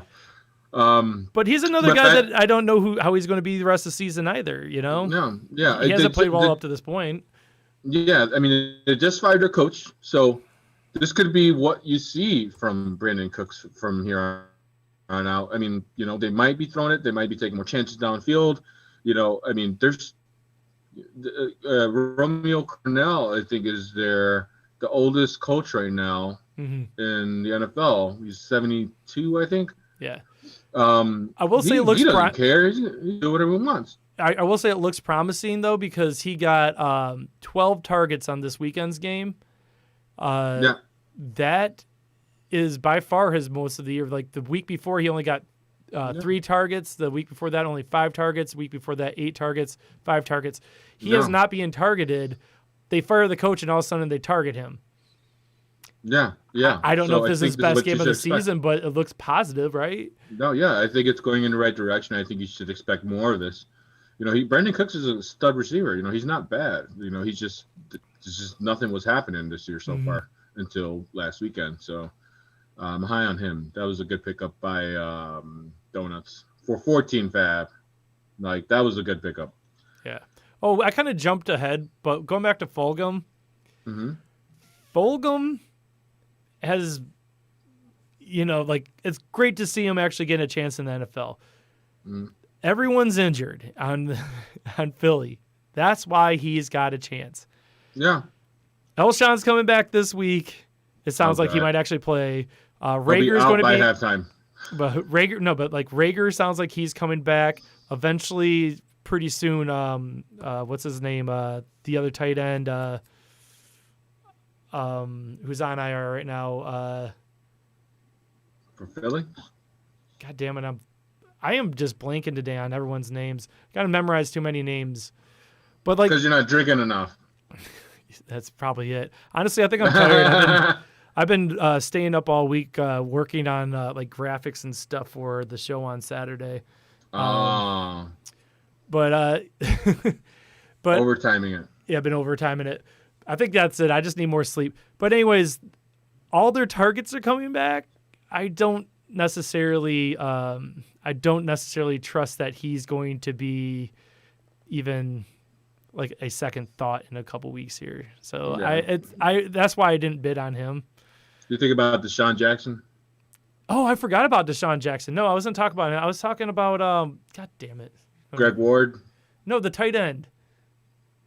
Zach Ertz, Dallas Goedert. Dallas Goedert, thank you. Goedert. Yeah. I'm just saying that everyone's injured. They're all coming back. All right. Next up on the waiver wire, Philip Lindsay is coming back. I think Melvin Gordon's probably going to get a limited share of the carries just because of his DUI thing. Mm-hmm. And I think Philip Lindsay is going to run the fuck out of this ball in this game. There was no fab money involved in this. This is a free agent pickup by Dunk 6677. Who is that? Oh, that's Drew, the guy who has Drew. all of his fab left. Yeah. He picked him up, and I was kind of like, "Fuck, god damn it!" It's a good move. A DUI is usually a 3-game suspension, if I remember correctly. So he's probably at some point going to get a 3-game suspension. Yeah. Obviously, like we said earlier in the show, you have to let the process go out before the NFL just, suspends you. Yeah, definitely. They want to get it right, or else they're going to get sued by the Players Association, and they don't like getting sued. Yeah, but that's a great pickup, because Mel, you can't be a dumbass. You're getting paid millions of dollars, And Philip Lindsay's is a fine running back when he's gotten his chances. So yeah, take him. Good pickup. So really great pickup. AJ Green was dropped. You're right. Cody. I waited too long. I definitely could have made a move last week and grabbed someone better. Yeah, lots of drama there. He'll probably be traded by the deadline. Somebody's going to try to pick him up. For what? I don't know, because he's always injured, and I don't know. He's just a big baby to me. Big, skinny baby. I don't know. I don't like AJ Green at all anymore. Andy Dalton was picked up by Rance, the stretcher. I feel like I have to say that. The stretcher. In a way, the stretcher. Get the stretcher. Like Arnold Schwarzenegger almost. Is that an Arnold Schwarzenegger reference? No, get to the chopper. Yeah. So get to the stretcher. Yeah, exactly.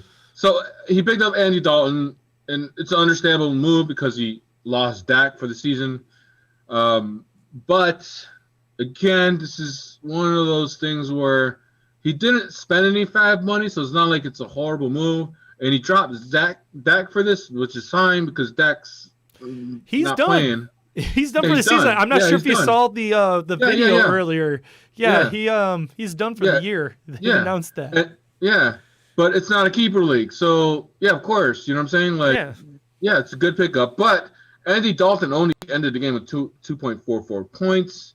My thing is, I need to see what Andy Dalton can do in this game coming up to warrant any kind of starting value in any league. Right. He's got the weapons. He's got, that. Well, he's got the two things. So he's got really good weapons, but he also has a really bad defense. And that's a good, setup for success. And honestly, Andy Dalton's done it in the past. I don't think he's a top quarterback by any means, but he will have great games. I feel like he's up there with the Minshews right now, where it's just he's going to put up some fucking great games. I wouldn't trust him on a week. I don't think he's a weekly start, but I just put 33 fab on him for a reason, because he's a great bye week fill-in. I think if in the right matchup, if he's playing another good team, if he plays a Lander or something like that, a team that actually can put up points but also has a shitty defense, or if he plays the Lions or something. Did that hurt to say or something? Did that hurt? I'm over how shitty I'm over how shitty the Lions are. But if he has to play the Lions or something, he's always had a problem where he will have a game where he throws 4 interceptions. But he's also had games where he's had multiple wide receivers be good wide receivers and stuff. I mean, that's my problem with him. He's gonna be playing from behind a lot, and he's gonna be forced to have to throw. And I don't trust him entirely when it comes to putting the game in his hands. You know what I mean? I just don't. I don't think he's gonna be fantasy relevant. I will say this though. I think this is the best offensive coordinator he's ever had. Yeah. I mean, maybe. I don't know. Maybe. We'll see. I don't think he's a number one quarterback, but I think that he's great by week fill in based on matchups. Yeah, totally. I don't know. I'm not. I got to see him play first. I want to see what he looks like after at least one game, maybe 2 games, and then kind of make a decision. I just don't trust him with that defense and playing from behind and tossing the ball over the fucking field. I don't know. So my last thing on this, I had to say, what the fucking fuck? I got, we get awards like most leagues, at the end of the week, that Tuesday or Wednesday, in case you have a Tuesday game going on. You'll get these awards during the week, like best manager, blah blah blah blah blah. We're on Sleeper. If you didn't say that, I'm not sure if you said that. Yeah. Sleeper is it gives you. It's kind of fun because it's just like a program that doesn't think, but just is going completely off of stats. Yeah. So this past weekend, I got excited. Well, I lost, but I got excited because the first thing up there, the award that they have, is best manager. You really were the best manager. And I was the best manager.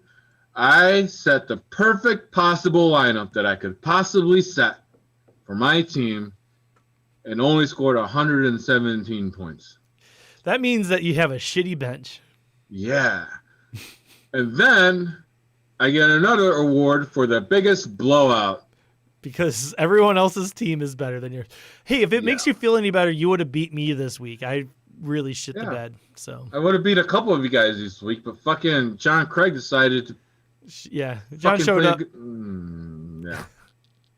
Anyways, whatever. That was stupid. It really made me mad when I saw that. Yep. I was like, really? This is the fucking award I get? Like, best manager? I fucking lost. How's that best manager? You shouldn't get best manager award to somebody who fucking lost. You know what I'm saying? That doesn't make fucking sense. Anyways, that's what's happening in the official Set Your Lineup League. If you would like to be in the official Set Your Lineup League next year, just keep watching this shit because it's easy as fuck to get in there. We'll let you in. You just gotta jump on it. Yeah, I don't know. Jump on it and you can win $100. Yeah, we're giving away free money, and we're like, people are like, "Oh wait, I have to play fantasy football." Like, yeah, play some fantasy football, man. Mm-hmm. Yeah. So, yeah. So, Bears news? Bears Lions news. Yeah, I'm gonna start with some Bears news. You good? You ready? You ready for this, Cody? Chicago Bears to victory. Bear down. Chicago I turned it down so you could talk. I was just gonna play it in the background. Oh, okay. The Bears offense. Oh my God. They're way better with the no huddle. I don't know if you guys noticed that, but like when they're no huddle or 2-minute drill, like it's like smooth silk. It's like great. When you eliminate Nagy's play calling ability, it seems like the offense excels. Like the quarterback knows, no, this is our chance to not listen to our coach and actually play football the way it's supposed to be played. It's amazing. It's great to see. I hope they do more of it because I think it's the way they can succeed. I like seeing that Foles was not afraid to kind of stand up to Nagy on the sideline. It was cool because we caught Trubisky kind of like sneak in there and listen. I remember that was fun. Where he came in, it was just like, hey, you guys need me? What's going on, guys? But like Nick Foles was like, no, this is what's going on. We need to keep the pace going. We need to keep moving. We can't stop and fucking call in a play and reset. No, we're giving him time to relax. We're giving them time to exchange their defensive players for other guys. Like, they're too fresh on defense. We need to keep the ball moving. Nick Foles saw that. He expressed it. He was angry about it. That was great to see. Because, I think Nagy needs that. Everyone's so, kind of like, oh, like Trubisky's afraid to say fucking anything to him. Like, he's just like, okay, coach. Okay, okay. All right, coach. Oh, okay. Nick Foles is like, no, motherfucker, you're stupid. We gotta fucking go to blah, blah, blah, blah, blah, blah. Like, that kind of conversation is what you need to have. You look at great quarterbacks, Brady, Breeze, all of them. They talk back to their coaches. They're talking. They're conversating.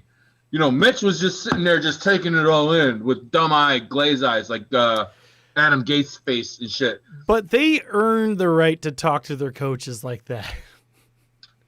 It's Nick Foles' first start, man, second start. With this team, he's fucking a Super Bowl MVP. Yeah. Hey, you know what? He knows how to do it. That's why he did it. You don't get a nickname like Big Dick Nick from just taking it. Well, I think that's something else, man.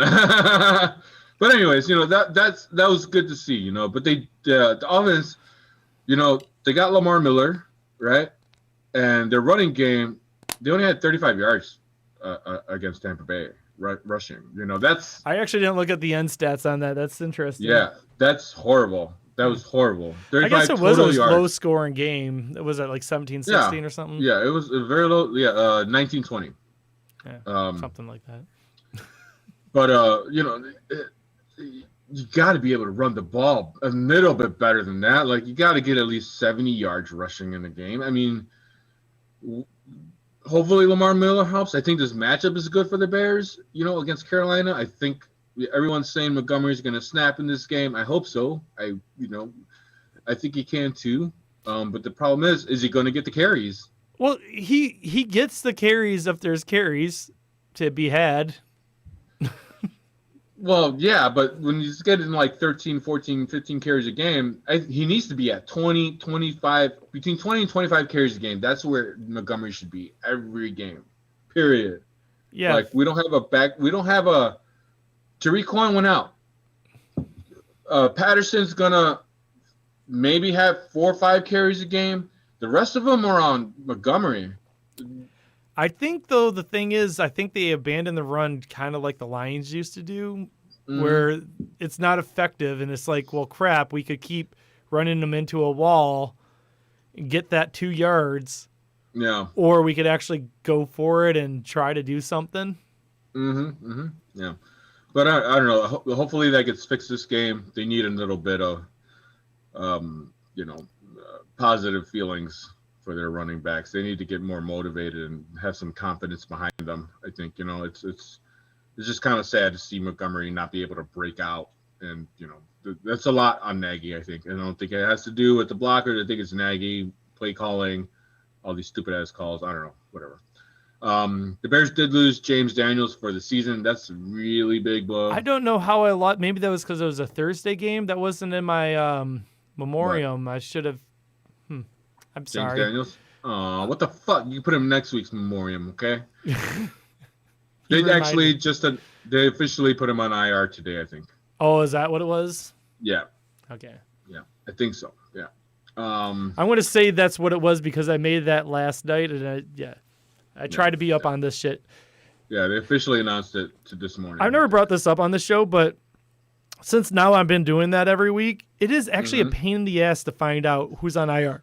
They seem to not list them like any kind of done for season. Like it's not like people only care about who's actively playing. So when you look up injury news, it's just like doubtful and out kind of designations. If you're looking for someone who's just out for season, it's a pain in my fucking ass. Yeah, you got to dig for it every week. And so I get the list every week, but obviously I miss people, and I'm sorry, James. No, James. okay.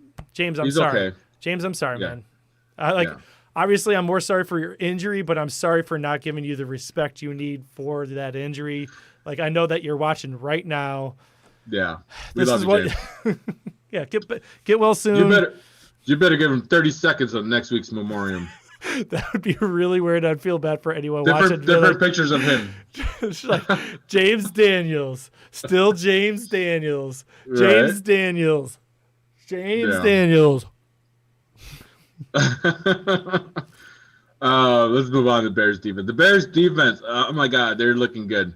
I was no nervous about the way they started the games because they let people score right away, but they're number 1 in the red zone defense, number 1 in the NFL in red zone defense.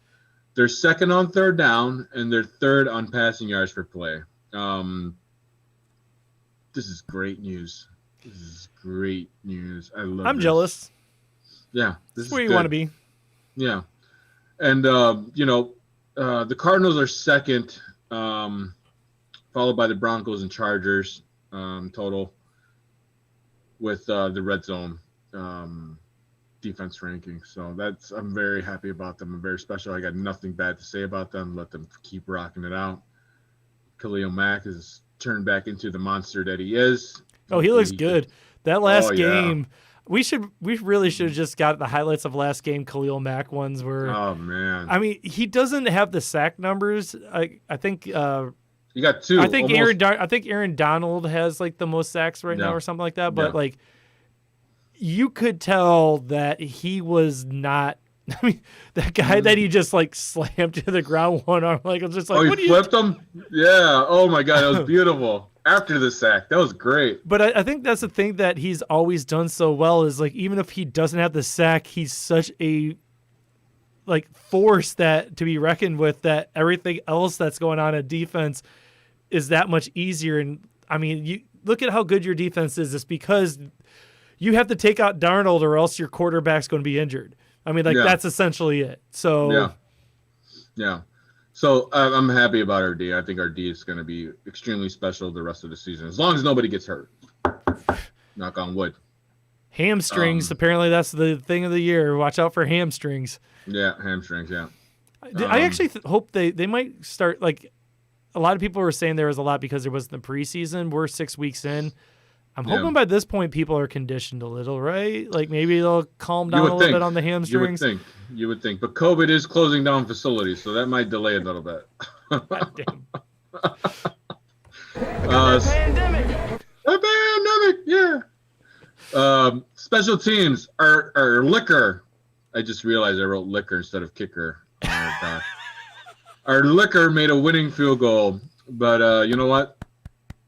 Fuck kickers. I still don't like kickers. I don't care. You know, Cody Parkey's actually doing well over somewhere. I just saw that the other day. Yeah, he banged a field goal in off the post, and it actually went in.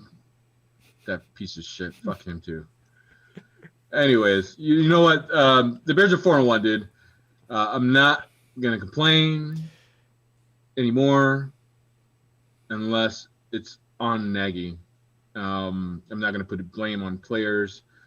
I'm not going to be, pointing fingers at any offensive lineman or anything. It's all on Nagy now. Like, he can't use the excuse of Trubisky is, missed this or missed that. It's his team. He's got the talent there. He needs to be able to coach these guys to be where they need to be.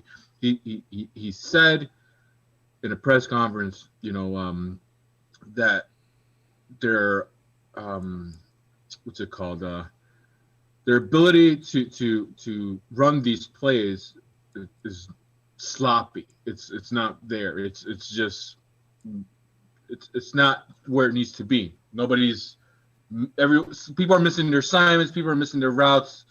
People are missing off on their timing. People are missing blocks. It's your job to get that shit straight. All that shit can't go wrong at the same fucking time. Whose fault is it now? Who are you going to take out of the game and put in like you did with Trubisky? Like, if I want to be super pissed next year when Trubisky goes to another team and all of a sudden he looks like a different fucking quarterback that's snapping all the time. I swear to God. Then I'm going to look back at Nagy. You motherfucker, you suck. You fucked this kid up here in Chicago. You wasted his time. You wasted our time. You wasted fucking money. Like, what the fuck is wrong with you? You wasted another fucking first-round draft pick and all the other draft picks that you fucking traded to fucking get him. And now this motherfucker's fucking Pro Bowler, #1 team, whatever the fuck you want to say. I swear to God, if that happens next year and the Bears continue to fucking play on offense like they're playing now, we need to get rid of Nagy. Period. It's not the team's fault. It's not the player's fault. It's the fucking coach's fault. Period. Like, that's where I'm at with that. I hope they continue the hurry up mode and eliminate these things from Nagy, like I said earlier, and I hope it'll fix them. But that's what I got for that. Okay. Now the Bears do play Carolina noon. The spreads for Carolina at -3, so the Bears are underdogs for this game. Carolina's been looking pretty good lately. Yeah, they don't look bad. They're not horrible. You know, they're okay.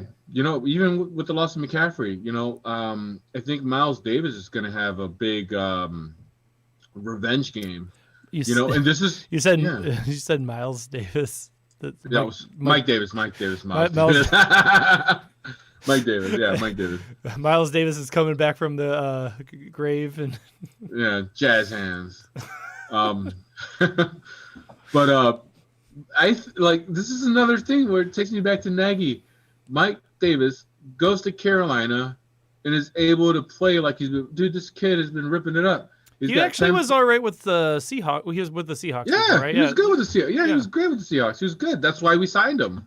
Because, this kid, if he gets But you guys didn't really even use him that much. We didn't give him an opportunity at all. I'm kind of curious this now. Keep talking. I'm going to look him up. Yeah.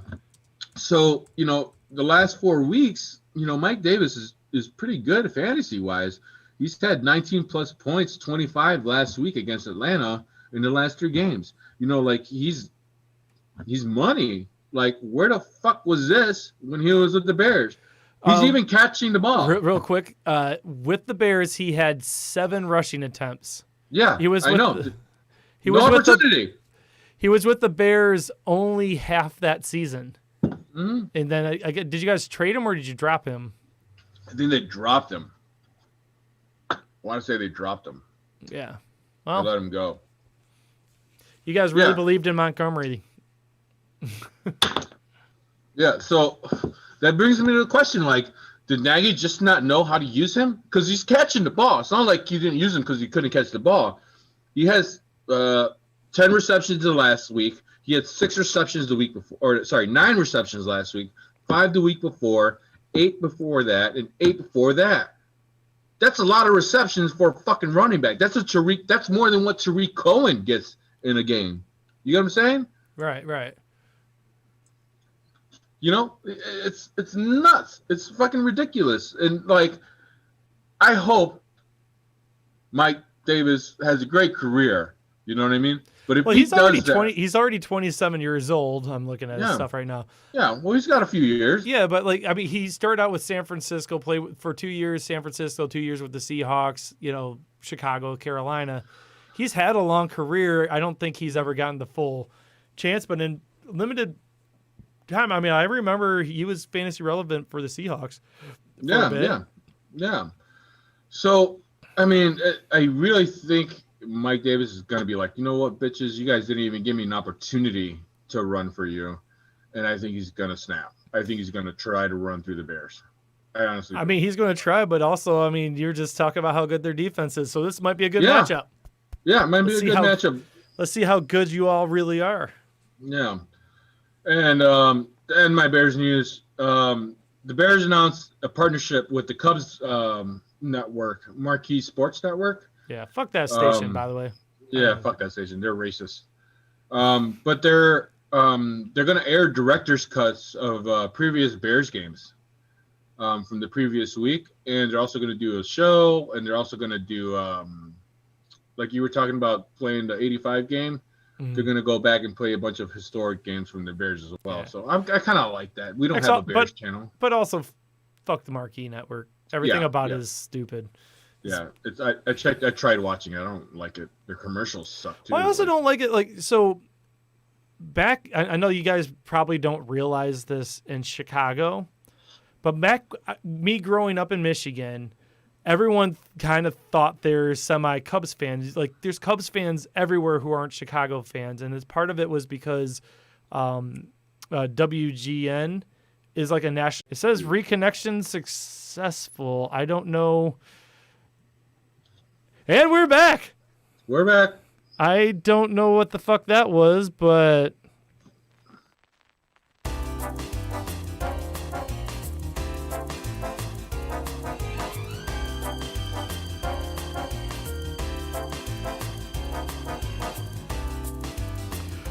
well, what were we just saying? You pretty much. Oh yeah, fuck Marquee Network. Okay. That was weird. Apparently, we got lost there for a second. I think maybe we were talking too much shit about people who have who could buy it and sell us and shut us down with the push of the button. The man They're is after listening. us. They're listening to us, Cody. Yeah. They're listening. They are listening to us, as they should be, because we're the best show on the internet. But you know what also is the best team on the internet?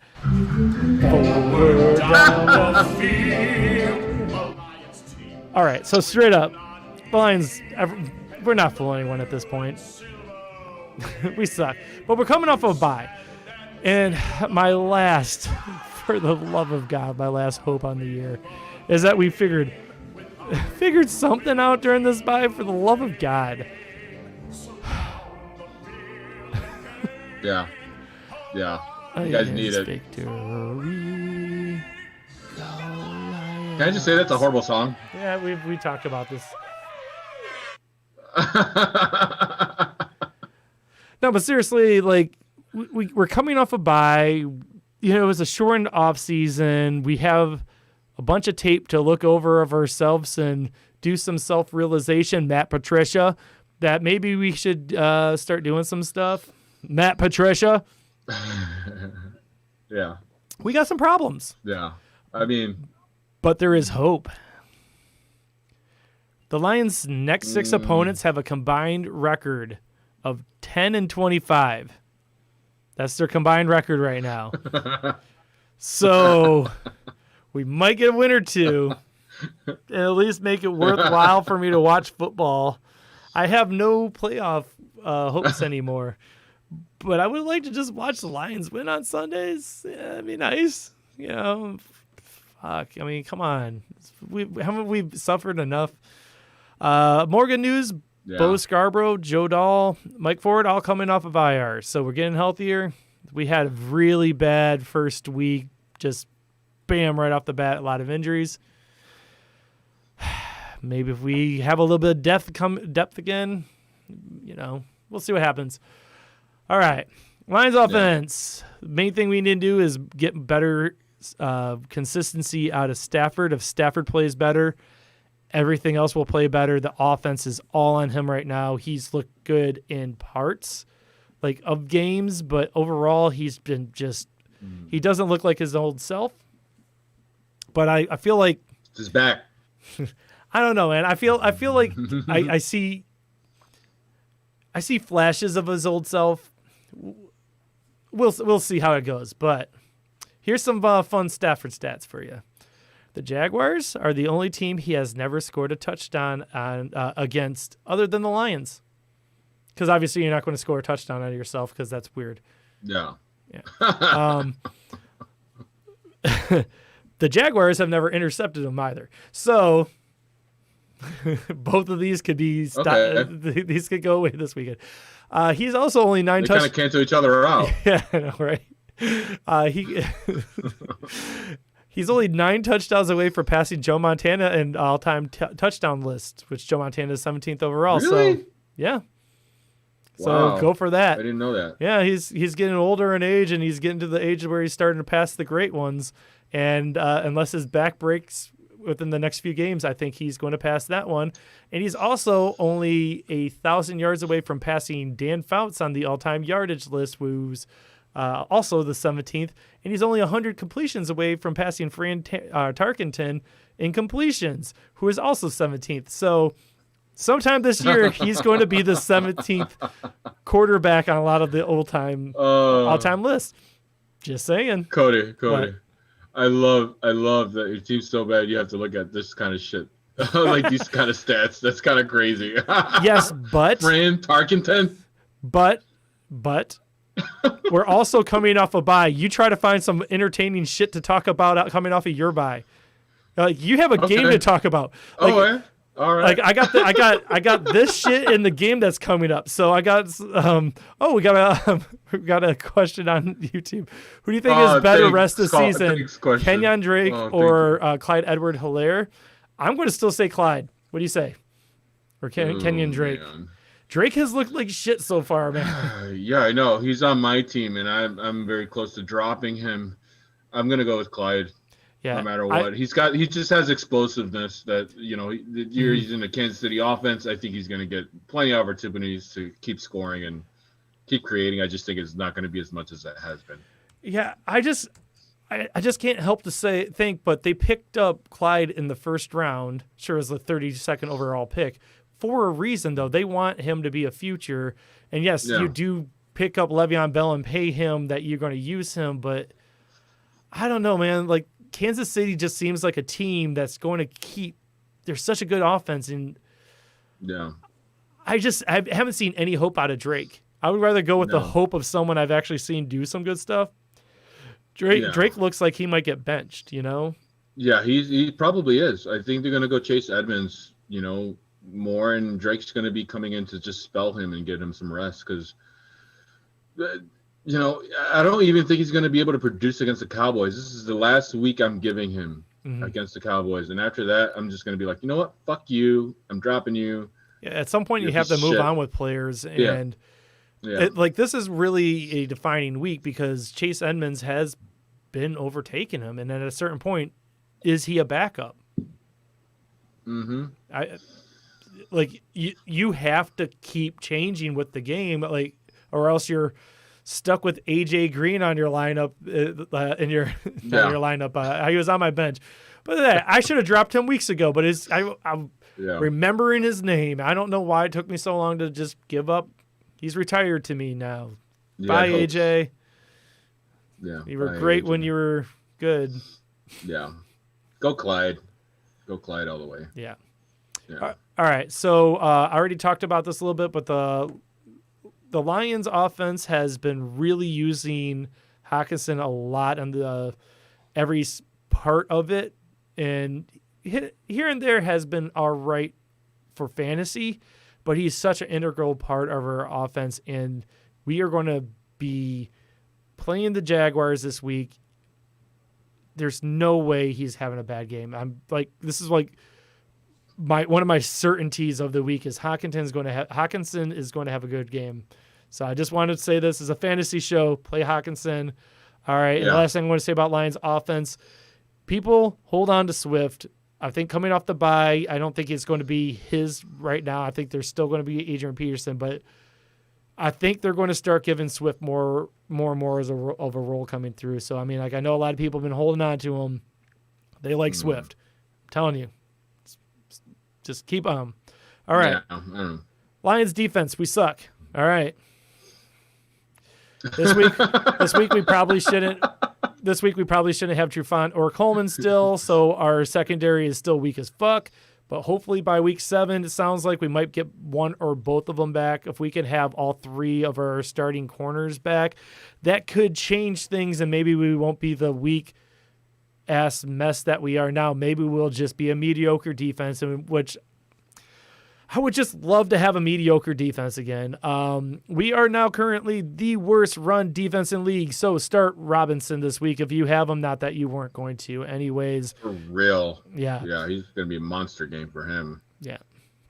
My biggest hope for the Lions defense coming off the bye, though, is I'm hoping that Patricia actually tries to alter his scheme to fit his players instead of trying to find players to match his schemes, because that's what he has been doing. And it's not working. The whole time he's been with the Lions, he's unimaginative. He does not alter his game plan for anything. He just feels like if I keep going, no, my system works, and it's not working. Mm-hmm. For the love of God, look at the tape and see what works. Is not what you want to do. Come on. No, yeah. I agree. And that's all I got. I think you should play your commercial right now. And all right, cool. So I mentioned this earlier in the show, but my first show on the Something Street Studios platform, and the one that I don't know, I guess I care about the most. Sorry, John. It's going to come back. And so here's a commercial for it. It's a D&D podcast, so if you don't like D&D, I can understand where you want to give it a shot, but it's a lot of fun, and, you should listen to it. It's on all the podcasting networks, so see you in a couple minutes. In a world shrouded in chaos, There's a fucking bomb on this thing. new heroes will be born to solve old problems. You're going to have to do a jump. Harry, copy. Harry, can you hear me? Yeah. Ray, you said something about a jump? And the roll of a dice can mean the difference between life or death. Mel, what happened? I'm so sorry, Thunderbolt. So, Annie, are you okay? It's Reboots and Dragons, the podcast that reboots movies using D&D. You're the fifth element. You keep saying she's Boron, the fifth element on the periodic table? Each week, our guests try to guess the movie and play it out with their D&D characters. You guys know what the movie is this time? Terminator? There's action. Hold over. I go, thanks, but it's a cardigan. There's romance. Not sure how far you want me to go with this. I'm not going to describe banging a sex scene. There's snake puns. Why did the snake's wife file for divorce? Erectile dysfunction. There's familiar locations. We're going to my friend's cabin in the woods. There's horse death. We burned down the stable so the Terminator can't get on the horse. Make sure we lock it so all the horses die inside as well. There's very persuasive speeches. We're here from animal control. These snakes are supposed to be here for tomorrow's ritual. Randall, tell him this boa constrictor needs a hysterectomy. God, I hate There's positive role models. Al doesn't do drugs. He gets high on ladders. It's all the fun of your favorite movies with the chaos of D&D. I do have this cloaked robe. I think that would be good. Let's try it. Let's put that on her. What is the structural difference between this cloaked robe You know, we and don't. the current blanket? Reboots and Dragons, available everywhere podcasts are and streaming live on Something Street Studios. There's a postage box on the corner of something and something. I used to live right by that intersection. That's canon now. There's something street, something boulevard, and another street I'll figure out later. That's Reboots and Dragons. I got a high heart rate notification, so let's just take it easy. This is too much fun. Harry, Yeah, Kovacs, what do you got? copy, Harry. I copy. That's all I got. Okay.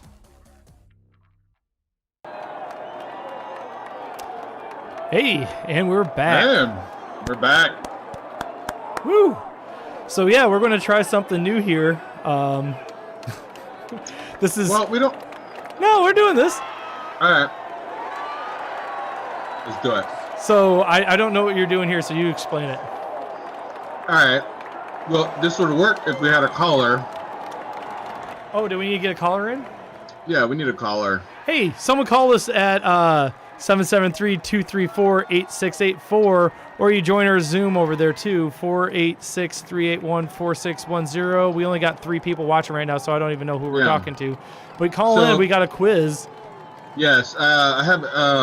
I'm a big fan of NFL memes on Facebook. It's a group. They're fun. And a page, and they got these funny memes that I picked out, and I want to test your knowledge. I want to know if you can guess who these guys are. I'm not going to tell you what the pictures are or what they look like, but when we get a caller, we will do this. And you will have 5 seconds to say the full name of the picture on the screen, and then it'll change to the next. If you don't say their name in that 5 seconds, you do not get the point. All right, so you timing me or no? Are you gonna say the names? I don't know. I mean, we don't have a caller. All right, or do you want to just okay. save this for later? Hey, we can save this for later.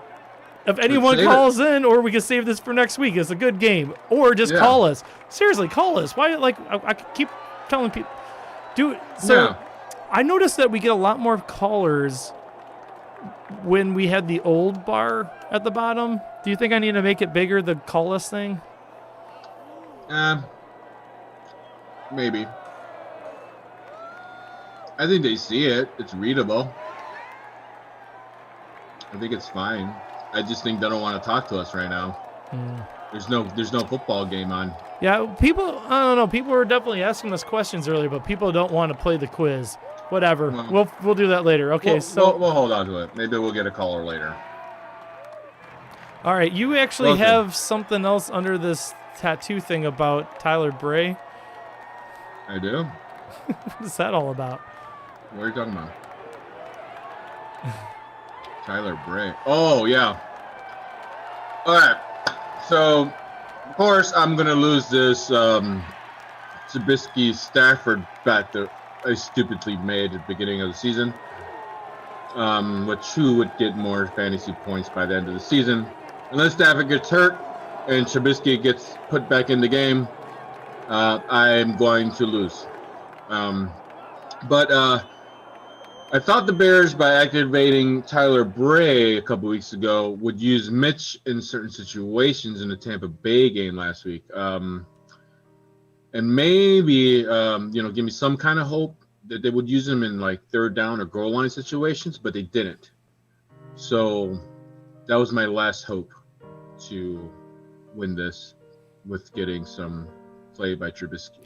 Except for you forgot about the fact that we were coming off a bye, so you were only still 29 points behind. Yeah. But I don't see Mitchell coming back. I don't. It's saddening. Yeah.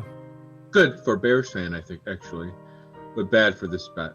Yeah. And it hurts. It hurts because I got to get a 9 tattoo. Sometimes, well, you're not doing it until the end of season. But yeah, most likely it's happening. Still, I mean, it's just sad. It's just sad. Maybe we'll see that next week. Maybe we'll see Tyler Bray. Maybe we'll see Mitch. My hopes are not up for this bet anymore. But I'm going to keep tracking it.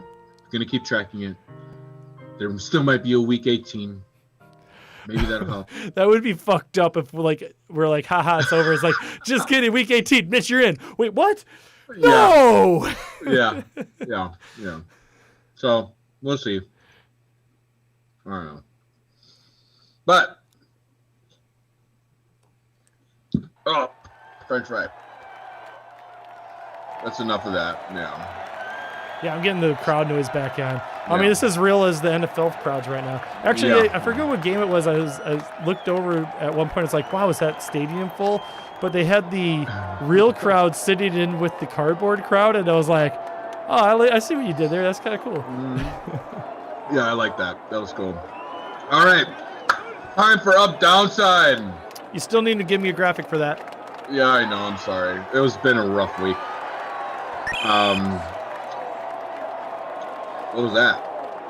It was a whistle. The Tecmo Bowl? Yeah. Oh, okay. All right, Up Downside. Oh, I didn't even think about that. I never used this. This could be the thing for Up Downside. Yeah. There we go. Up Downside. All right, so those of you who don't know, this is our weekly picks. We pick 2 players from each position. We picked over or under on them. And we just kind of keep track and see who does the better at picks. We keep in track the projections from our league, which is in Sleeper. And we kind of take the projections from the night before. So the night before the show, so Wednesday nights after waivers clear. So last week, at quarterback, we had Justin Herbert. He was projected at 23.78. I picked the over, and so did Cody. He ended up with 34.4 points. So we both won that one. Next up, we had Deshaun Watson against Jacksonville. He was projected at 28.46. And Cody, we both lost this one, but barely. We both picked under on this. Yeah. Ended up with... I feel like we were both like, man, it's just such a high number. I feel like I was back and forth on that one. Yeah. I think we even mentioned that it was such a high number that it was hard to kind of like pick one. Mm-hmm. But he ended up with 30.86, so like, a point, 2 points ahead of what he was projected. Mm-hmm. Running back. Last week we picked Joshua Kelly. He was at New Orleans. He was projected at 11.87. I thought he was going to have a big game, and I picked the over, and so did Cody. He only ended up with 4.3 points in this game. Very underwhelming. Yeah, what are we going to do? Kenyon Drake. This motherfucker. You technically won there, but like that could have just as well went the other way. He barely got it. Yeah. He was projected 11.26. He ended up with 12.7. I had picked the over on this, so I won it, but Cody picked the under, so he lost this one. Right. But again, it's like yeah. Yeah. I was hoping it'd be a breakout game and he'd have over 15. That's what I expected because he's playing the Jets. I don't think he's getting a breakout game. Something's wrong with him. So I don't know what it is. If I had more free time, I would watch all the tape and tell you, but I don't know. Something's wrong. No, yeah. I might do that later on if I get frustrated after this week and just kind of like drop him and then look at everything and just explain why I dropped him sometime next week in our show. But yeah. Yeah, I mean, so I'm just looking at his stat from last week. I mean, it was definitely his best game since week 1. He had 18 attempts, but he only really had 60 yards. It was that touchdown that saved your ass. You know? Mm-hmm. Yeah. And you know what? I knew that what's his name? Quarterback over there. Murray? Your guy, Kyler Murray, yeah. I knew he was gonna take away some of his carries and touchdowns and stuff like that, especially near the goal line. But I did not think it would be this bad this year for him. I didn't expect this shit show. Anyways, next ones we got our wide receivers. We had Odell Beckham on this board. He was projected at 12.64, and me and Cody both picked the under. And we were both right because he only ended up with 8.92 points in this game. That was all Indianapolis. That's what I remember saying last week. Yeah, it was all Indy. Big defense there. Next wide receiver on this board we had was Tyler Boyd, and he was up against Baltimore. Another tough defense. Me and Cody both picked the under on the 11.25. He ended up with 6.2 fantasy points, so we both kind of saw that one coming a mile away. Cody's favorite tight end, Drew Sample, was up against Baltimore. He was only projected at 5.92 points. I think I'm officially retiring my love for Drew Sample. I, for some reason, thought I saw something in that one game that he flashed in, and no. Yeah. I blame you for me picking the over actually on this because it was the 5 points. Ended up with 3.2. I felt like there was just going to be like a fall into the end zone. You got it, but yeah, one touchdown. That's all he needed. One touchdown or 60 yards. That's it. Anyways, he only ended up with 3.2 points, which is really sad. So I don't know since he's gonna do something with tight end. Tight ends are hard to bet on. Yeah, they're hard to bet on. Hunter Henry, he was up against New Orleans. He was projected at 8.49. We both picked the over, and we both won it because he ended up with 10.3 points. Oh, excuse me. In our flex for this board, we had Miles Sanders in. He was up against Pittsburgh. He was projected at 14.26. I picked the under. Cody picked the under. And this motherfucker ended up with 22.9. So we both lost that. And then on our Thursday night game. Someone just came in here, says, do I trade Clyde or keep him? If I should trade, who should I trade for? I feel like this is like a big question that everyone's been kind of, dancing around all night. Trade him for Claypool. Honestly, try to get him. I honestly, like, the big problem with this is like no one really knows what his role is going to be forward. Yeah. He's got such a big name, and a lot of people ended up with him, second round. Our leagues was first round.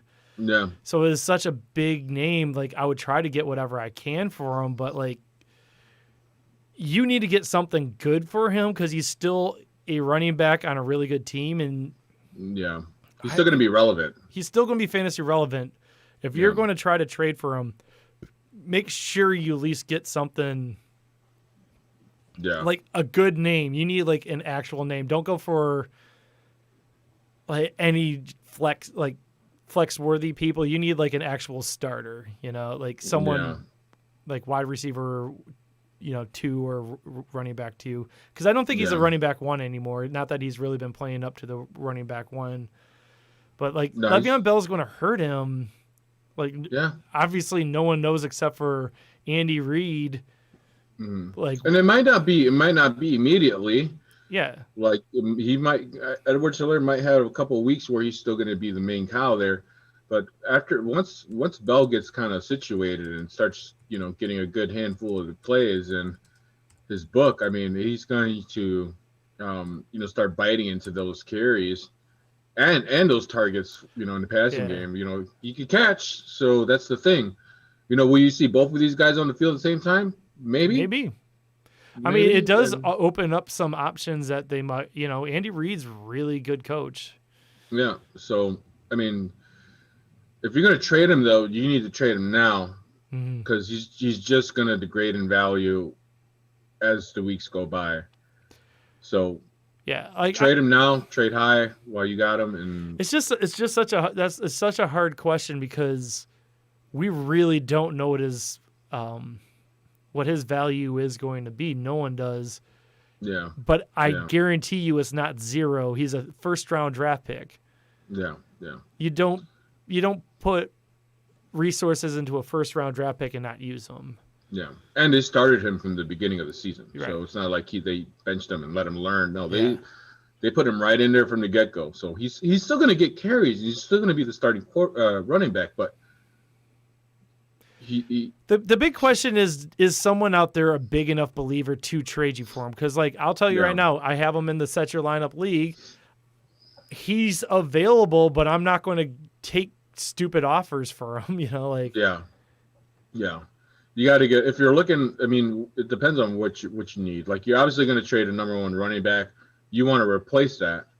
Like, do you want to aim high and pair Helaire with somebody else on your squad to get somebody like Josh Jacobs or somebody like maybe Derrick Henry? Who's kind of been in the shadows a little bit, but he can break out soon. You can probably do that. I mean, you see what he did to Josh Norman the other day. Oh, that was beautiful. We've got another comment here says, I don't know what ALR means, but boys, I just traded away Mixon, Beckham, and Watson. So for what? I don't know. I can't tell you if it's good or not. Did he trade that for Helaire? No, that's a different person saying it. Oh, okay. I don't know if that's a good idea or not. Like, all of them are people who were underperforming the first part of the season, but actually might have a better second half. Yeah. Oh, they got Julio, Carson, and Montgomery. Honestly, I kind of like that. I like that too. Julio's the biggest question mark on the receiving end of that. Yeah. We were talking. Yeah, but earlier. I'd do that for Carson and Montgomery. Yeah. Just for them two, I would have done that. Julio, he's got a lot of hamstring issues lately. I feel like Julio if he healthy. Can get on the field. Julio healthy is going to win that bet. Yeah. Oh yeah, for sure. Right now it's kind of like a push. Yeah. Yeah. The Watson thing, I see hope. I don't know how these bad coaches get to stay as long as they do, because there was so much hope this last weekend in how he played without Bill O'Brien there anymore. Watson might have a good second half. He has been a good quarterback this whole season, but I don't know. I just feel like Chris Carson's going to have a good season. I know you're still 100% all in on Montgomery. So. Yeah. Montgomery's going to be – he'll turn it around. Yeah. So, So, where was I? Thursday night game picks. I picked Chicago. Cody picked Tampa Bay. It kind of made me mad a little bit. I was mostly doing that to troll you, but I was 1 point off. Yeah, but it's okay. It works for me because you lost that one. So for the week last week, I was 6-4 and you were 4-6. Yep. Yeah. So somehow you gave yourself more games, more picks than. Oh wait, never mind. I just didn't do the math right. Sorry. Go on. What I do? Oh, someone's just asking this. Says next week, would you guys like a Montgomery and a McLaren trade for Rodgers and Freeman? No. Yeah. No. I guess at some point I'm wondering, though, because he got rid of Watson, who might have been the starting quarterback, so I guess that would be a positional need thing. I actually think McLaren, I think that Haskins has been holding him back. He might have a good second half of the year. Yeah, but who's throwing him the ball? I mean, really, it's not. I mean, it's not like they have anybody who's magnificent back there. That's just automatically. I'm just going to ask him real quick. Do you need the quarterback? I mean, like if you're going for Rodgers, yeah. Because I wouldn't start trading things away, just to fill a quarterback spot. Like if you need it this week, don't be desperate. There's a bunch of quarterbacks on the waiver. They have Stafford and Breeze. Start Stafford. Definitely start Stafford this week. You don't need Rodgers. Rodgers, I mean, yeah, he's hot right now. I don't think that's going to continue the whole season. Honestly, I think Green Bay looks good, and I hate saying it. Fuck you. You didn't play my song yet. Oh, you want your song? Yeah. Fine. Where's that? You can go fuck yourself, Green Bay. You can go fuck yourself. Yeah. I love that. I want that whole song. Can you send it to me someday? I already sent it. It was in the Facebook. I put it in there, and I tagged you in it. Yeah. Oh, okay. I'll look. Going back to that trade, it's like I really feel like the jump up to Rodgers. I think Rodgers is the best quarterback in there. Like, but you're kind of going down to Freeman. Freeman's not really. I think your stronger team having Montgomery and McLaren, even if you're not really playing McLaren that much. Yeah. Yeah, I wouldn't. I don't know. I'm not sold on Freeman, and I don't think I'd make that trade. You got Stafford. You're fine. I think you're stronger without the trade. It's just, like good running backs, like Montgomery. If he doesn't get injured, he's guaranteed the starting running back role on a team that actually will use him. Yeah. Freeman's on a really shitty team right now. Yeah, you just don't trust that. I know I've said this like a million times on this show, but like my main strategy is stay away from shitty teams. Every so often it bites me in the ass because I was completely wrong on my Jacksonville take. But players on a shitty team, but shitty player. I mean, even decent players on shitty teams are going to be shitty. You know? Yeah. Oh, he said. Says starting lineup is Stafford, Zeke, Carson, Galladay, Diggs, Ertz, and Julio. Benches Montgomery and McLaren. It's a 10-man team. Well, I would look for a tight end because we were talking earlier. I just don't trust Ertz anymore. No, yeah, do that. If you're trading with stuff, like I feel like you're fine on everything else. I mean, the Galladay and Diggs are keeping you comfortable until Julio comes back. Hopefully Julio can come back by I don't know when Diggs' bye is. Galladay's off his bye already. So is this the guy that wants to trade Clyde Edwards-Helaire? Was that? No, that was the person right before him. Okay. All right. I say fucking trade Clyde Edwards-Helaire and Julio for Claypool. That way you have something. Yeah, Julio's like a really tough one because I still think that he's good once he comes off his injury, but like I mean, I don't know where he is with that injury. It seems it's a little more serious than it is. I don't know. That's how I feel though. Like he was injured and he came out and then he looked bad and then went off. Something's. You got to sell off those high hopes and get rid of them and pair them with somebody else and. Oh, he said better. The reason he needs the tight end. I mean, obviously he has Ertz, but it says he traded Ingram and Shark for Diggs, which I actually like that because that's a good trade. Diggs is doing really well. Yeah. Yeah. There's a lot of streaming tight ends you can pick up, man. That I mean, they're not going to blow you away, but yeah. But as we've learned, tight ends they're so hard to predict. Yeah. You got to look at the matchup and try to kind of again look at the matchup, see if it's going to be a high scoring game. And look at the waiver, see what's available for that matchup and at your tight end position, and take a swing. Hopefully there's somebody there. I also just noticed this person's icon is the New York Giants symbol, and I was just like, oh crap! I was just talking shit about the Giants and how bad they are. So sorry about that. It's okay. He probably talks shit about the Giants too. Oh, he also says he has Schultz on the bench, which Schultz, I have no idea how he's going to be with the downgrade at quarterback, but he's been looking really good so far. Yeah. Yeah, I don't know. Yeah, it's just, man, Ertz just.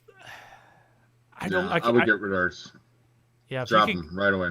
If you could get anything with him in a trade, like Ertz and someone else for a good tight end, I would do that in a second. Yeah, like I would even sometimes you might find Austin Hooper on the waiver wire. Jared Cook might be there. Yeah, they're on a bye this week. If you could find Jared Cook on the waiver wire for next week. Yeah. Even Trey Burton, with the Colts, he's been kind of showing up a little bit. Darren Fells has usually been available. He says that he might try to trade for Hockenson, Henry, or Waller, which if you could get any of those, I feel like. I mean, those, especially Waller. I don't know how much you would have to pay for Waller, but Waller is going to be consistent every week. Hockenson's going to be great for this week. The price might go up on you. I'm telling you, that's my pick of the week. Hockenson's going off this week. I'm telling you. Yeah. I don't know. I wouldn't trade for anybody. I just look at the waiver wire and see if I could pick something up. I wouldn't go crazy this week. I'd hold off, see if you can kind of buy yourself some time. Don't go trading off, your starters.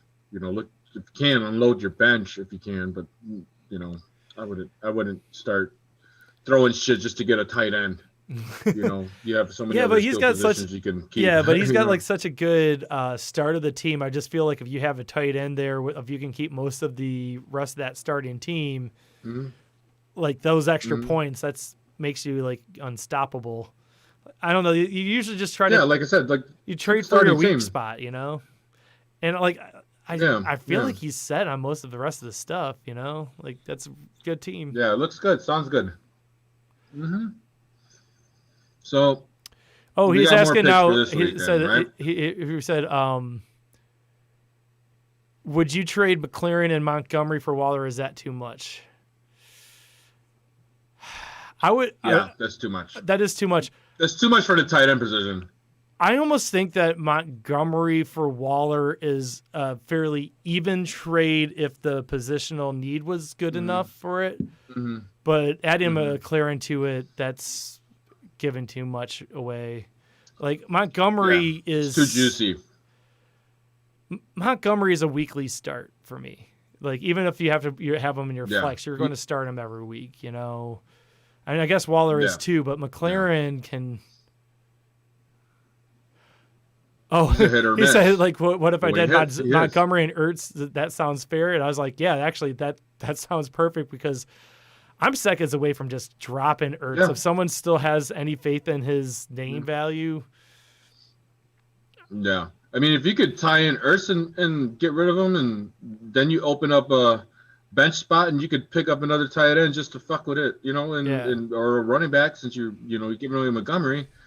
I mean, yeah, that'd be a good move. You can unload both of them, see who he drops to take on Ertz, Yeah.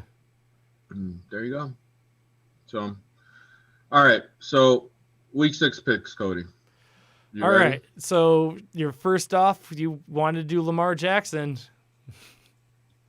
Yeah. Lamar Jackson's up against Philly. He's projected at 27-15. I'm taking the under. Cody took the under. I don't feel good about it because I feel at any point Lamar Jackson's going to come back. But he has not been doing – he hasn't done it yet. So I think it might be in this game. I think it might be. Okay. I would like to see him snap again. I liked him last year. Yeah, it'd be nice to see him play like he did last year, but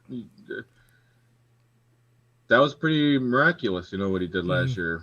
And probably took a toll on his body. Anyways, next quarterback, Matt Ryan, Atlanta. He's at Minnesota. He's projected at 21.84. I'm taking the under on this. Cody, you're taking the over. Right. He's now asking. I'm taking the under because he's now saying that flex McLaren or Montgomery. I already know your answer. Yeah.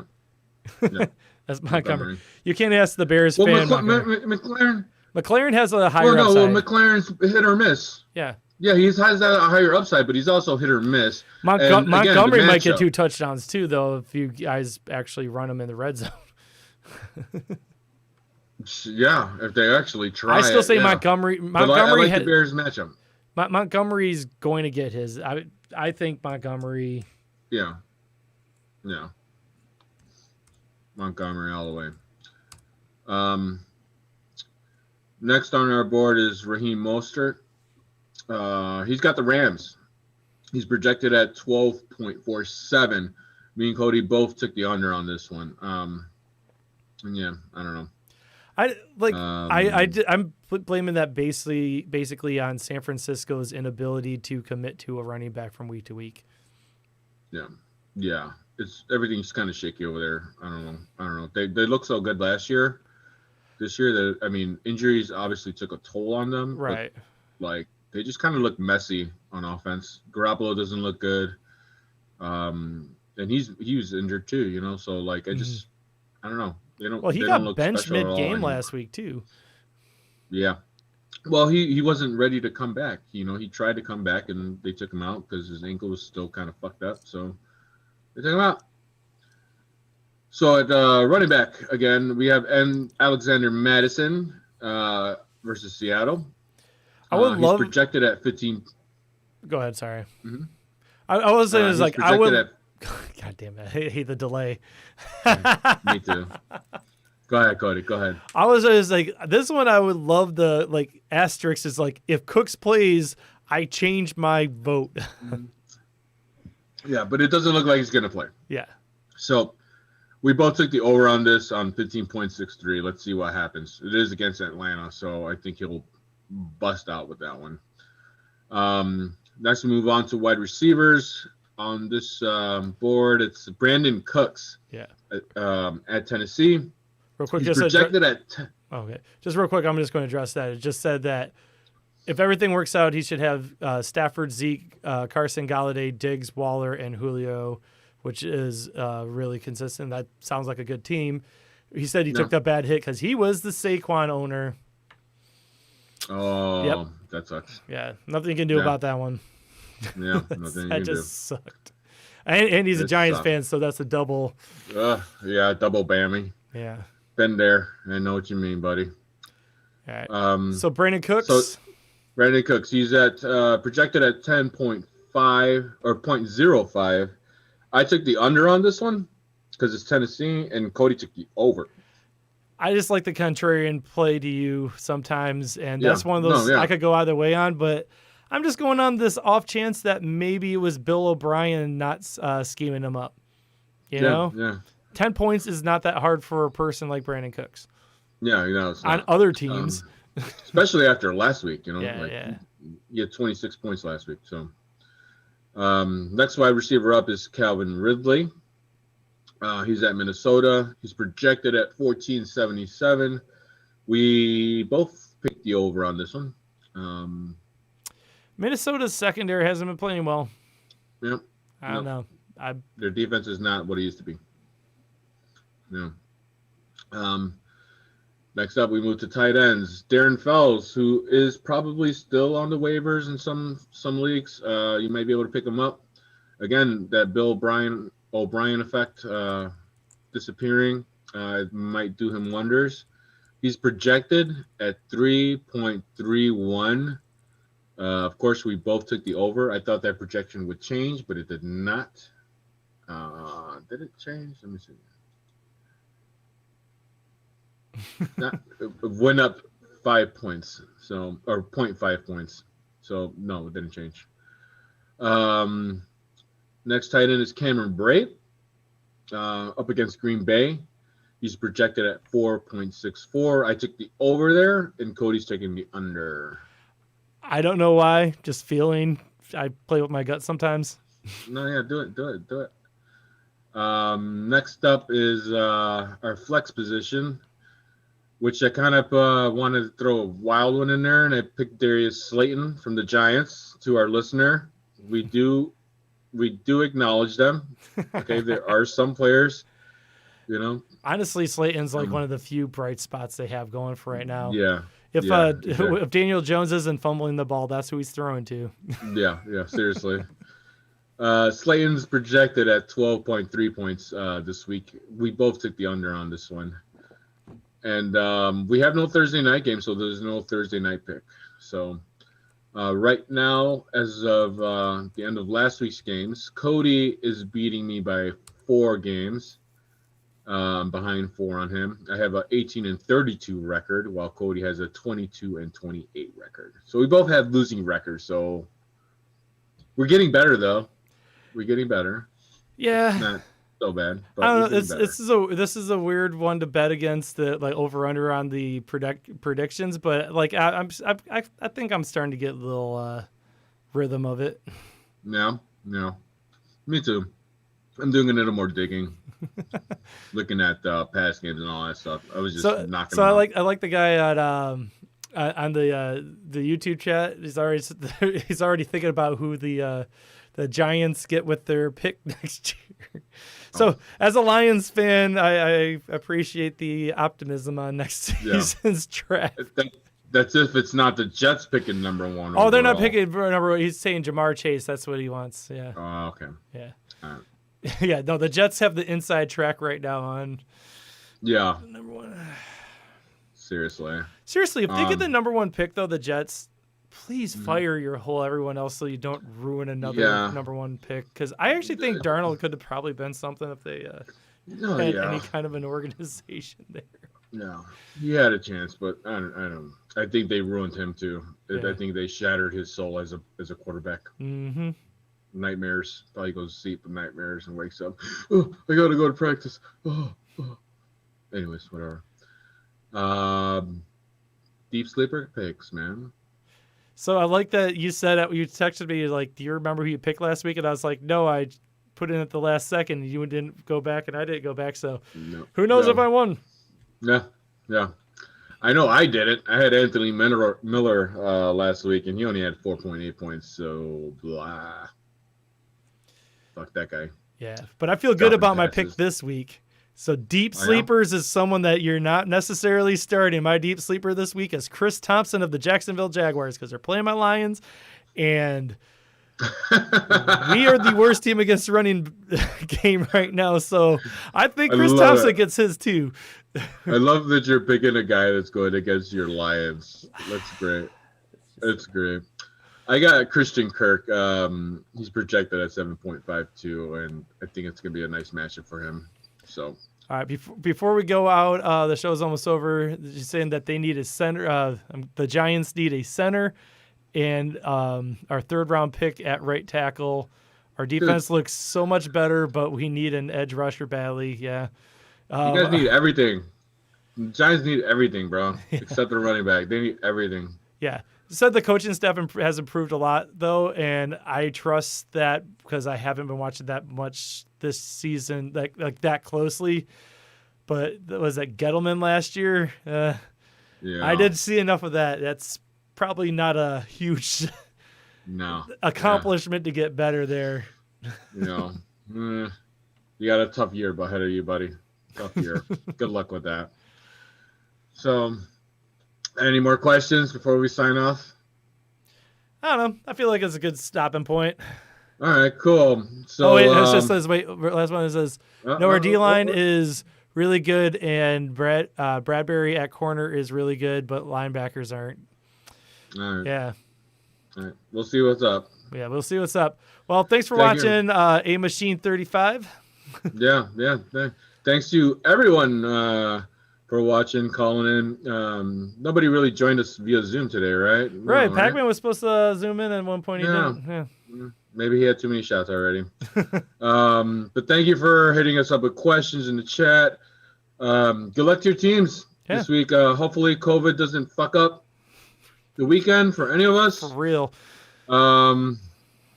Yeah, next week we're going to have Giants and Eagles, I believe. Yay to our listener. Maybe he'll watch it with us. And fuck kickers and COVID. I'm good. Peace out. Thank you for watching Set Your Lineup. Theme song is This Winter by Shadowmaster MC. You can buy that whole album on Bandcamp, shadowmastermc.bandcamp.com. For tacos, call Otto at Estrella Negra. Estrella Negra is at the corner of Western and Fullerton in Chicago. Set Your Lineup, a Something Street Studios production.